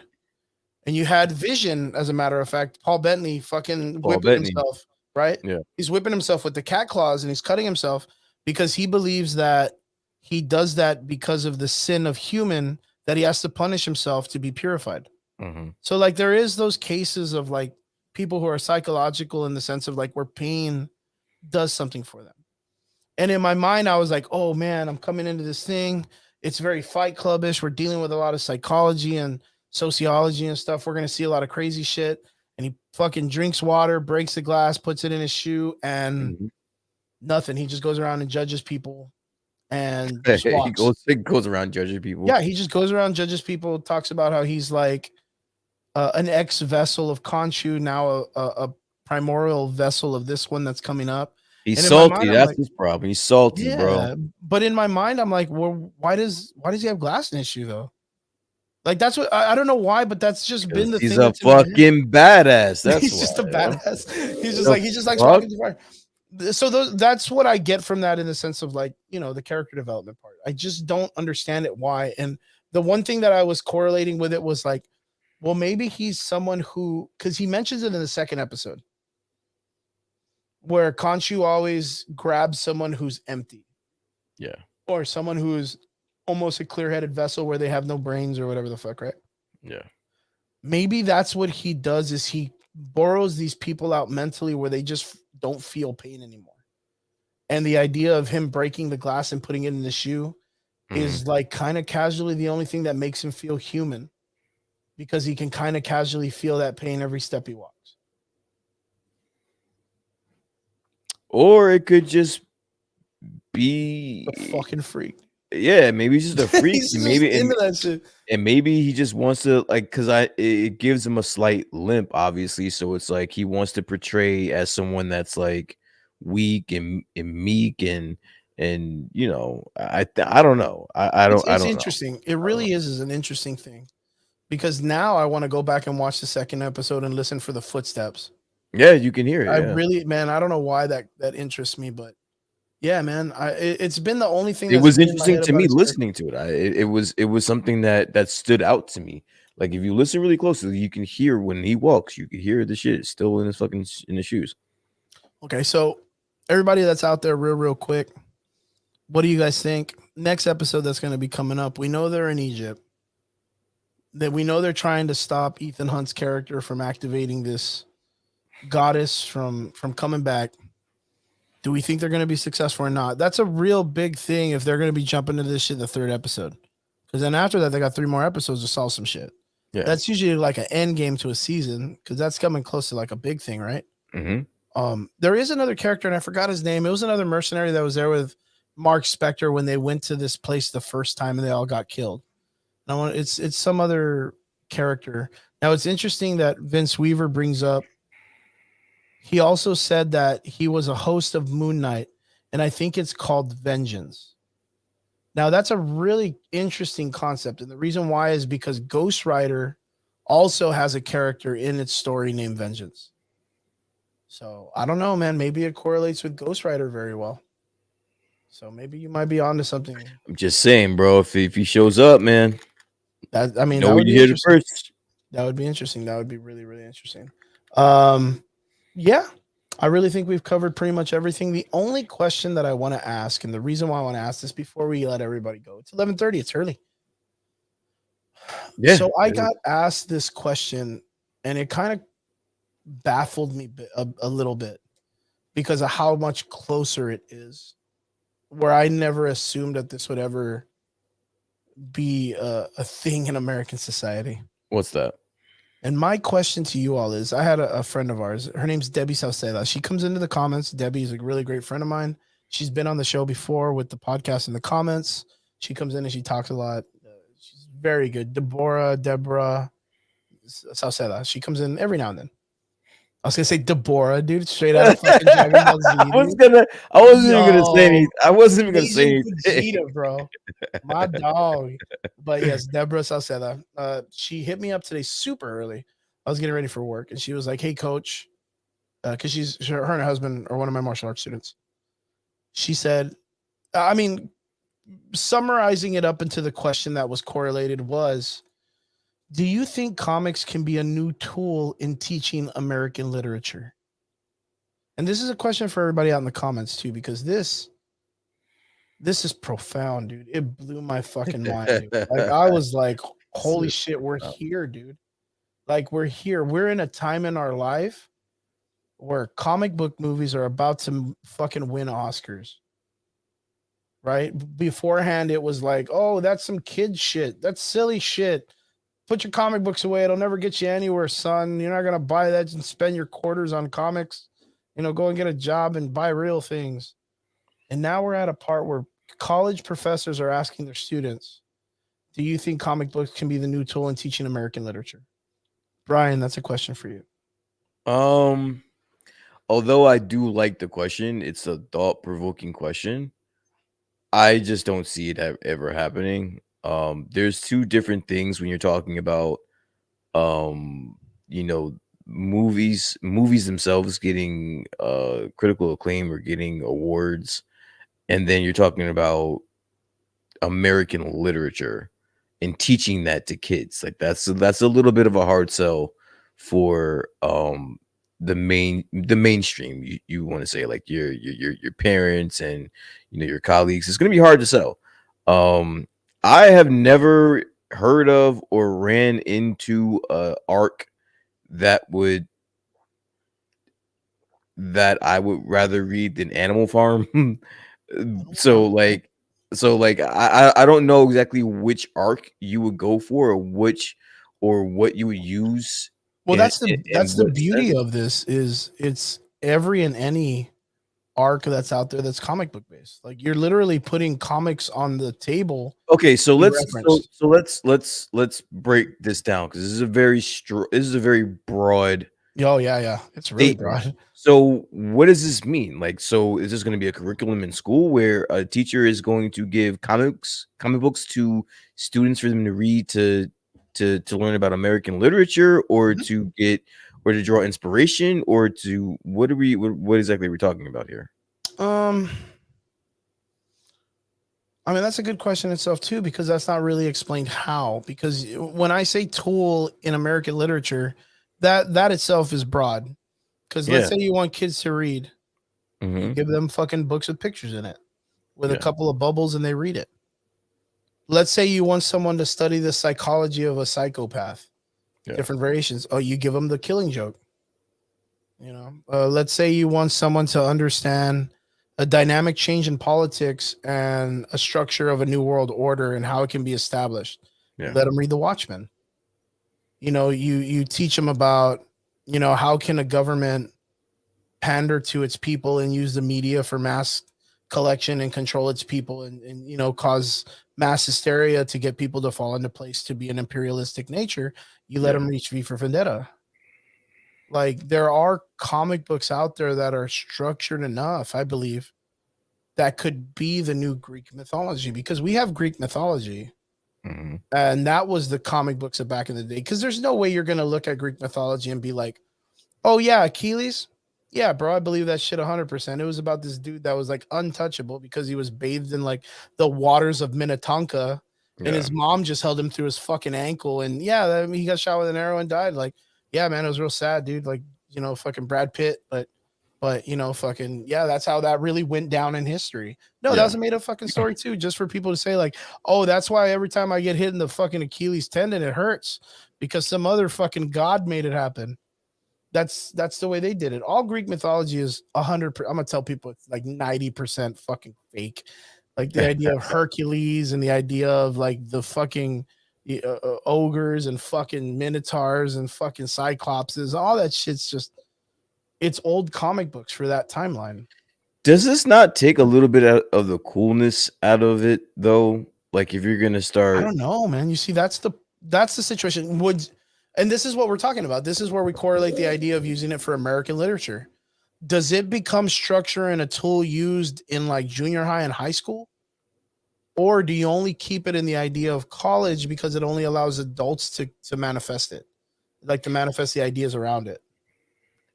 again, this is very is It's a thought broad question. provoking because you can go different avenues. I just think it would be a hard sell if you're let's just say this is the I'm scenario where you're 100% for it too, man. where if you're a professor or if you're a teacher in high school or in college and you're trying to show um range here from a character or the way something was written here from a writer or Yes, or I get you. publisher or anything like that. I just think it would be a hard sell because um not everybody likes comics. I, It's a niche thing. And I not mean, I everybody don't like, know because the comic book movies sell really extremely and well. again, that's something different. That's you can't correlate the two. You can't correlate an MCU movie trying to make $1 billion that's geared towards making $1 billion as opposed to someone that's spending $500,000 for a college education and you're giving them a comic book to read. Mhm. Like that's going to be a harder sell, especially someone that doesn't like comics. So that's what I'm saying. Like it's a thought provoking question. It's just I think it would be a hard sell for a lot of What people. I think personally, in my opinion, what makes it the hardest is choosing which comic books would be the ones you use as tools. And the reason why is because out of a handful of comic books, you have 50 plus years of shit comics too. You know what I mean? Yeah, Like that's that to me, but then again, it's like that's the same thing with books. Like, I can probably still tell kids right now, are you still reading Charlotte's Web? And that's probably going to be the story that they tell them, Charlotte's Web or Romeo and Juliet, or it's always the same shit that we've been reading all our lives. yeah, What are the opportunities that you go to school nowadays and the first thing your teacher says is, hey guys, this chapter or this season or this semester we're going to read Harry Potter and the Deathly Hollows. yeah. Fucking kids would be like, gee, yeah, fucking Harry Potter, that's rad. Maybe one or two of your slackers are like, well, fuck books, I don't like books or whatever, but that doesn't matter because you're going to read it or you're going to fail your fucking class. Yeah. I mean, when you were in school, what book did you read when you were in junior high? Was it Romeo and Juliet? I was reading all the classical American literature shit. So Macbeth and Well, and those are European literature. the Iliad and Yeah, and those are Shakespearean literature. it's still the shit Like that during was like that was taught to me. Renaissance and stuff like that, right? Yeah, it was But like, all that shit. but question, what was the purpose? I don't know I mean, if you really, I don't know the purpose of any of the shit that I went to school for. So like that was just That's just fucking Americans. That's just American studies. Yeah. that was just another that was another part of the layer. Like I don't honestly, but I mean I don't know. It got me to read. That's all I know. It got me to read. I'm not against this. I just want to know what does this mean? Like if I'm a parent, right? Mhm. Which I am. I'm a parent. And if I send my daughter to school and I'm busting my ass for tuition and she's telling me that she's reading fucking King in Black, I'm gonna lose my shit, bro. Yeah, but if she tells you she's reading m- uh what is it, like The Watchmen or V for Vendetta, Okay. like if she mentions one of those, that's a prolific masterpiece in comic book history. Like, Okay. would you be a little bit more like, oh, okay, why though? No, yeah, that's gonna be the question is why Like, if I there's understand a if you were like, if your daughter came in and she's like, oh yeah, we're reading, fucking the dark metal series of Batman, you're gonna be like, that's "Fuck, the reason why like I kind of need to have more content, some right? parameters here More because content. it's like you could just take any comic that some professor thought was Thought provoking or provoking, yeah, thought yeah, thought provoking, provoking or or something like that. And especially in the culture that we're in right now, right? Especially yeah, like in this kind of like very free based culture that everything can be prolific, yeah, or anything can be like, oh, thought provoking. I'm gonna get you to read this shit.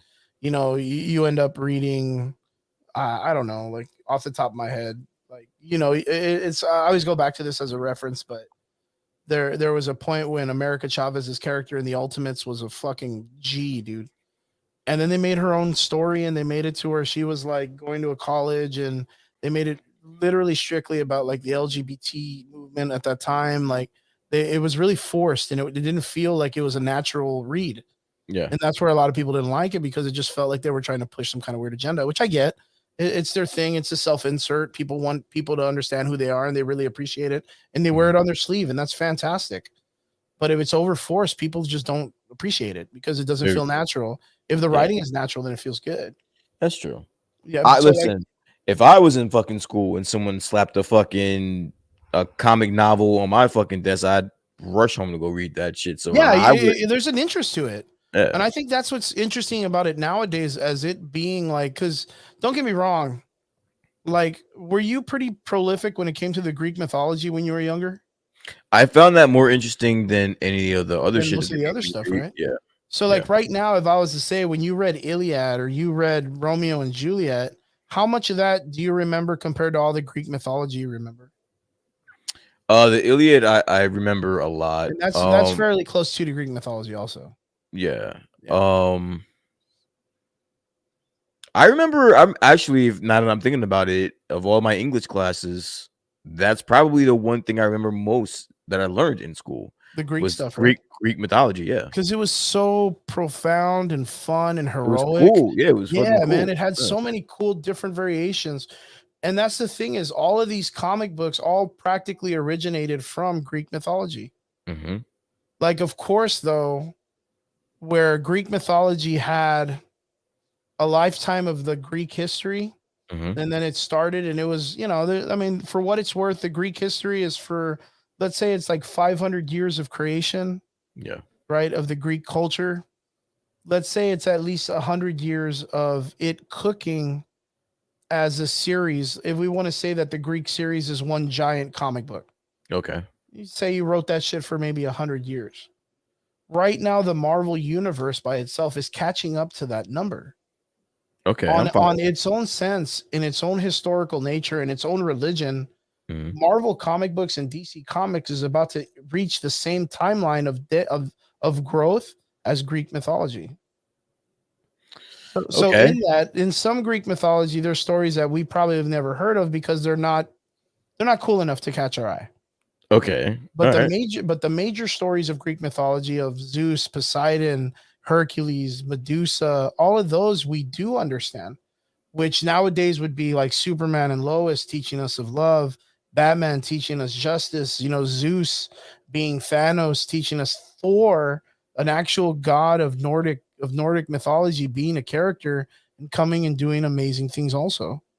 Like, my Okay. thing is, I really feel like it does have a place, but it has to be like you said. You can't just be throwing fucking, the Some fucking King in random Black. shit. Yeah. Yeah. I don't want to. I don't Yeah, want to just give a shit some about random that. shit. Yeah. But if they were to choose like 10 of the most profound comic book studies and make that like a, hey guys, this season after we read Romeo and Juliet, we're gonna read um Crisis Infinity, which is the Okay. rebirth of a whole entire company.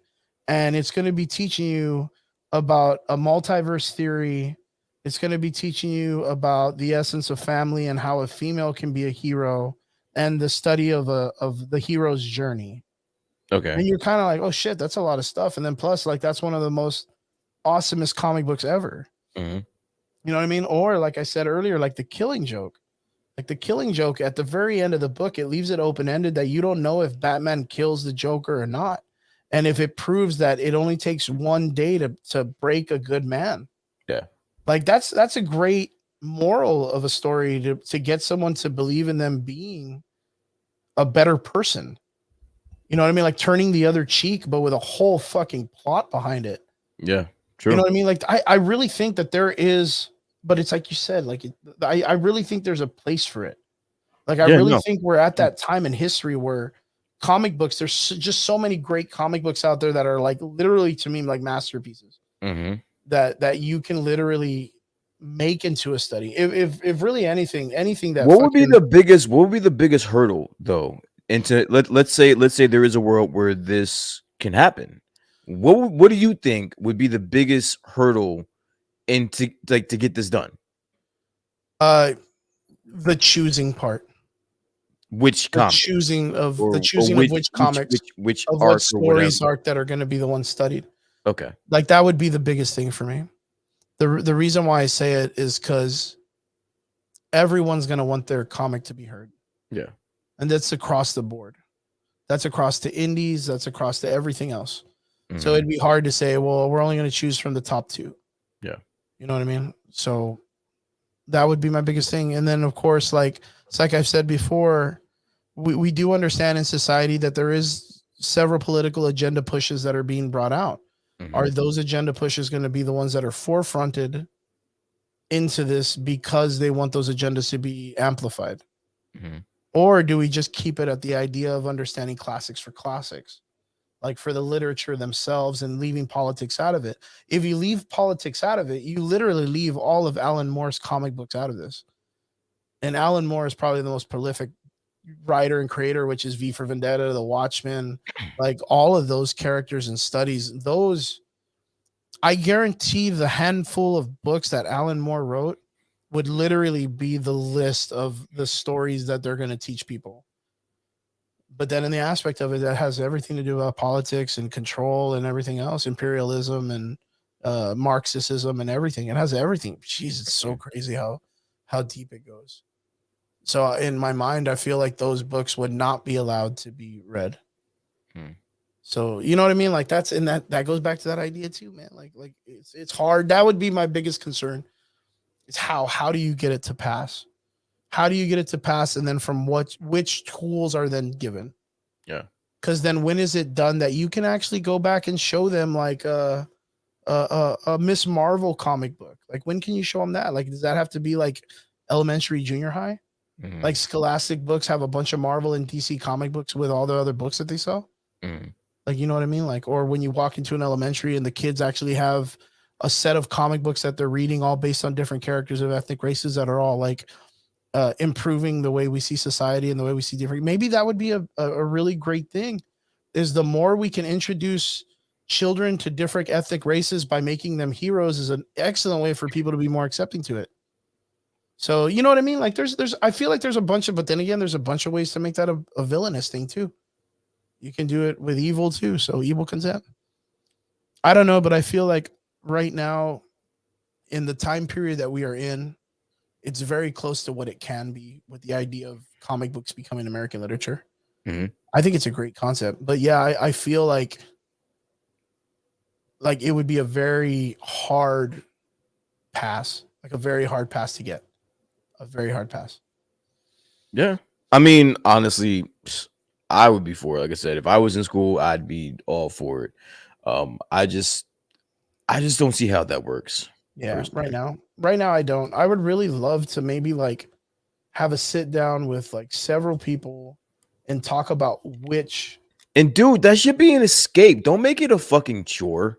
Like that should be an escape. Like that should be like how you wind down or how you decompress. It shouldn't be something that's given as like an assignment or assignment. Yeah, you know what I'm saying? That kind of takes like the coolness out of it. But did you ever feel that way with Greek mythology when you did homework on it? I No, never really felt that way when they gave me Greek mythology homework. I kind of enjoyed it when they were like, "Yo, tell me about Greek." I was like, "Fuck yeah, dude, I know this shit." You know what I mean? I guess it was like one of those situations where it was a special thing because like I wasn't really looking. I was listen. If it wasn't for school, I wouldn't be reading that shit. So Yeah, of course. you know what I'm saying. So it was just a treat that oh shit, I'm reading something that's an assignment. If I mean, I hate doing the shit, but if I'm gonna do it, at least these Might as well motherfuckers have make it some something cool. cool. Yeah, now some. Yeah, Cool, yeah, you know what I'm saying? Like, I guess that's what I mean. yeah. I mean, that would be my thing. Is like what I remember because I was like, I loved Greek mythology. And I loved English. English is like my favorite subject. Um, every time they would ask me something about Greek mythology, I'd fucking ravel at the idea of it. I'd be like, dude, you guys fucked up. Like, here we go. I'm gonna take you down the rabbit hole of everything I know Greek mythology, and just like the podcast, I'll just talk and talk about Greek mythology. So the idea of it being where someone was like, "Oh shit, like you got to do Greek homework," I never really saw it as like a big chore, but that's because it was enjoyable. I did. For the mythology part too. Hell yeah. Oh shit, man. You see Oh, that would be another thing, right? Yeah, I think that's absolutely correct too. Then, there's a possibility that people end up hating it, like hating comic books. yeah, because again, like some people may not like it, but now you're forcing him Yeah, now you're forcing them to read it. to do it. Yeah. That's something that is like it's honestly, I'm glad that it's to some people it may be uncool. All right, well then fuck you. But It's cool to me. remember, that would be the same legitimate reason for anything Shakespearean or literature and sense right now when it comes to that and poetry and stuff like that. What? And when it comes to like street culture, if it wasn't for the introduction of like saunas and poetry and things like that, that was like an introduction to the hip hop scene. You know what I mean? The rhythmic base of rhyming words and you know what I mean? Like acknowledging that essence of like the Shakespearean knowledge of dropping rhythmic poetry. If it wasn't for the introduction of that in American literature, a lot of people wouldn't have known about that either. You're right? losing me. You're losing me. I don't Well, I even mean, know. the idea of like let's talk about like for like because I know you're a big fan of music, just like I am. Yeah. But when it comes to writing music, that comes from English literature. That comes from like stanzas, and that comes from poetry writing, and you know what I mean. Like you have to learn to take the rhythmic patterns of things, and then not only that, rhyme words together by using like a thesaurus to match words to different things. And if you didn't know American literature, that would be hard to do. So you had to research stanzas and poetries to get better at rapping, didn't you? Wouldn't you? Like, wouldn't you in the sense of like creating music for rap and stuff? The answer is yes. I guess my question is, how does that correlate to what we're talking about? I'm lost. If that wasn't introduced to schools, people wouldn't have that knowledge or that reference to be able to take that to the next level. If it wasn't an option of us saying, well, what if people don't like it? Like if you introduce poetry as a thing, what if people just don't like it? Well, there's a course for poetry then. There's a course that you can take to. Oh, yeah, but no, because in American literature, when you're in high school, there is no course for it. They just throw it in there. It's all a part of the curriculum. They just teach you. I mean, I guess. I mean, I don't know. You get what I'm saying, though, right? Like I didn't. I get what you're saying. Again, I just think it's gonna be a harder sell. That's it.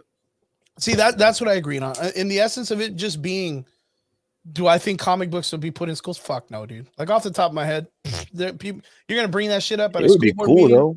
Yeah, at a school board meeting, you'll bring that up and be like, "Hey, can we get comic books as literature?" They're gonna be like, "Who's gonna make money from that, man? We ain't gonna make money from that shit. I can't sell a comic book for fucking $60 to a college student." You know what I mean? Like they'll do shit like that.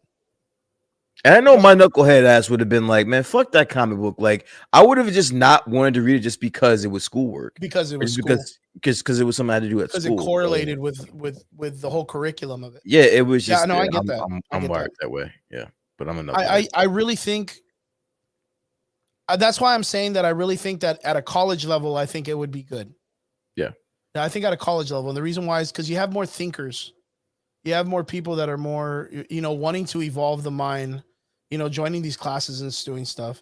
If you were to take a book, an English book that costs like $125, and I told you I wanted you to buy $125 worth of fucking omnibus comic books, I mean, which one would you want to buy? The comic books. Yeah. And then you get to have a badass fucking comic book collection in your fucking room when you graduate from college. But you're not leaving me with too much of a fucking like. What are my options here? You're giving me a fucking Oh, it's very hard, and that's why I said textbook what I and was then a saying is comic like book. I would like to one day, like if we ever expand on this conversation or expand on this kind of thought, and we Yeah. get that opportunity, maybe offset, maybe off screen, or maybe with a couple of people from the comment section if they want to jump in. I would like to bring like an idea of which comic books we would use, but you have to make sure you have a list, and you'd have to bring a why. Like you Okay. cannot just bring a list and be like, oh, fucking Inhumans, Morbius. Yeah, you don't It bring me has to just be fucking like in detail as to yeah, why you it gotta is made bring me the something list. and say I would bring in Planet Hulk because there's an essence of family, there's an essence of revenge, there's this part in the story that's very Shakespearean because of this and that. And there has to be correlating stories to actual literature. Like it has to correlate like to an Old Yeller. Oh fuck, like to something like that. Like, man, we fucking read Old Yeller, dude. Are you fucking kidding me? That's literally a story about a fucking Labrador getting shot in the head.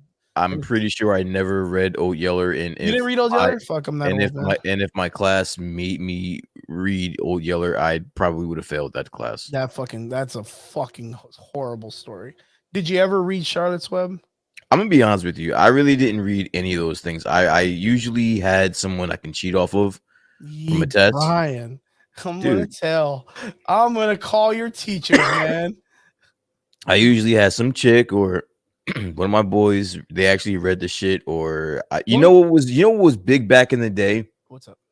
People from the year ahead of us. Yeah, upperclassmen. Yeah, they were giving all of their their homework. Shit. Yeah, all their homework and like their tests and quizzes and all that shit. They would hand that down to us. So we just spent we spent a lot of time just getting high and getting drunk and then just cheating our asses all way through high school. My God, man, what are you doing, man? You're gonna turn all our subscribers into fucking stoners and drinkers, man. Stay in school, guys. Stay in school, man. Don't listen to me. Don't listen to me, man. Don't listen to me. Okay, man. Brian, before we go, man, we at least have one or two songs that we recommend this week. Oh, damn. I'm gonna keep it, man. I told you. You know what? I'm so bad at this. Like, this is something that I need to get way, way, way better at, and it's having songs ready to go. What am I listening to? So I don't know if you guys ever watch Power. It's a show Like Jamie Foxx, executive produced by 50 Cent. Is that the one where he has? Oh wait, is that not the right one or what? Am I off or what? No, it's the other black guy. Oh, but Jamie Foxx did one where he had superpowers. It was called Powers, wasn't it? Oh no, this is like the show Power. No, I don't think I have. I know that Jamie Foxx did one of them where he had superpowers. Yeah, actually, I've never seen that movie. I heard it was good, dude. It is so damn good. Off the top of my head, the only things that I've been listening to a lot of old shit that I already have on my phone. Same Old Strangers by Mac Aries. What else? Hit My Line by Logic. I've been listening to that recently. And a song called Lemonade, and it's by Nav. Those are my 3 songs of the week. I like it. Yes, sir. Very good. Okay, so my number one song in respect to MoonKnight is a song Fare Thee Well, sang by Oscar Isaac. And Fare Thee Well is an old school song. A lot of people that are fans of the TV show Supernatural will remember it because Chuck sang it when he was God, which is one of the songs he sang acoustic. But Fare Thee Well, Oscar Isaac sings it, and he fucking kills it, dude. Nice. Kills it. Let's see what else I got. Let's see. 21 Pilots. Let's go with Car Radio. Okay. I'm a fan. And let's go a little bit casual, old school. Jeff Buckley, Hallelujah. Have you ever seen 21 Pilots like live? Have you seen them? No, live? I would love to, dude. Those guys kill, man. I saw them at the Firefly Festival a few years back. The drummer does a solo while he's like being crowd surfed. It's while Did he's he do that? crowd surfing. Dude, look it up. It's the wildest shit. Meanwhile, the lead singer is like climbing the scaffolds to literally like 100 feet up in the air. It was the damnedest thing I've ever seen in my fucking life. Shit. It was pretty dope. Yeah. I thought it was fucking white kids, man, just doing crazy shit on stage, man. Hey, I had a good time, man. It Yo, was how does he crowd surf with a drum set? bro. Look the shit up, bro. Is it like he like on a platform though? Like He's like on a platform. I don't even remember. Like he was on a platform, but then like he had the crowd holding his drums, and then like he was like being held up, and he was doing like his fucking solo set in the fucking crowd. I'm gonna have to watch it, dude. I'll fucking look that up like literally right after the show. Yeah, That just blows my mind. That's like Joey Jurgensen, God bless his soul, from Slipknot. When they used to fucking put him upside down with the fucking drum set and he would like spin and do all it was a fucking wildest shit I ever saw, dude. But I mean, yeah, Slipknot has a tendency to be real fucking weird and scary. But man, do they make music, dude. Do they make music? Guys, I want to say thank you so much for tuning in to the show. We appreciate you guys so much. What did you guys think of the show? We got a question for Vince Weaver before we go. He says, do you think superhero movies can be a new tool in teaching American literature more than the comic books? I mean, yeah, for film studies, like in the sense of what they're doing in film studies, I think 100% they can. Do I think they're masterpieces? Not yet. 21 Pilots crowd surf drum solo. Fuck, we are totally gonna watch that shit when we're done. YouTube that shit. I'm telling you, it's the wildest shit, yo. We're gonna totally watch that shit. And I saw that shit live. That shit was the wildest shit, bro. That is awesome. That is fucking awesome. Guys, I want to say thank you so much for tuning in. We appreciate every one of you, to our extraordinary listeners, guys. Thank you so much for jumping into the comment section. Guys, don't forget to like, share, and subscribe. Don't forget to check us out on Instagram, fucking iTunes, Apple, what is it? Podcasts, Google Podcasts, Spotify, any one of your podcasting streams. Don't forget to check us out, even on Spreaker. If you guys want to add us up on Spreaker, that's our main channel. Guys, we appreciate every one of you guys. If there's anything you want us to cover, comic books, film studies, or anything nerd, make sure you guys hit us up during the week. I want to say thank you to Debbie for hitting us up with that question. I really, really appreciate it. That was probably one of the coolest questions I got all week. Guys, we appreciate every one of you. We hope you guys have a great week. We hope to see you guys again next Friday here on the Average Boys Podcast. We will catch you later. Peace.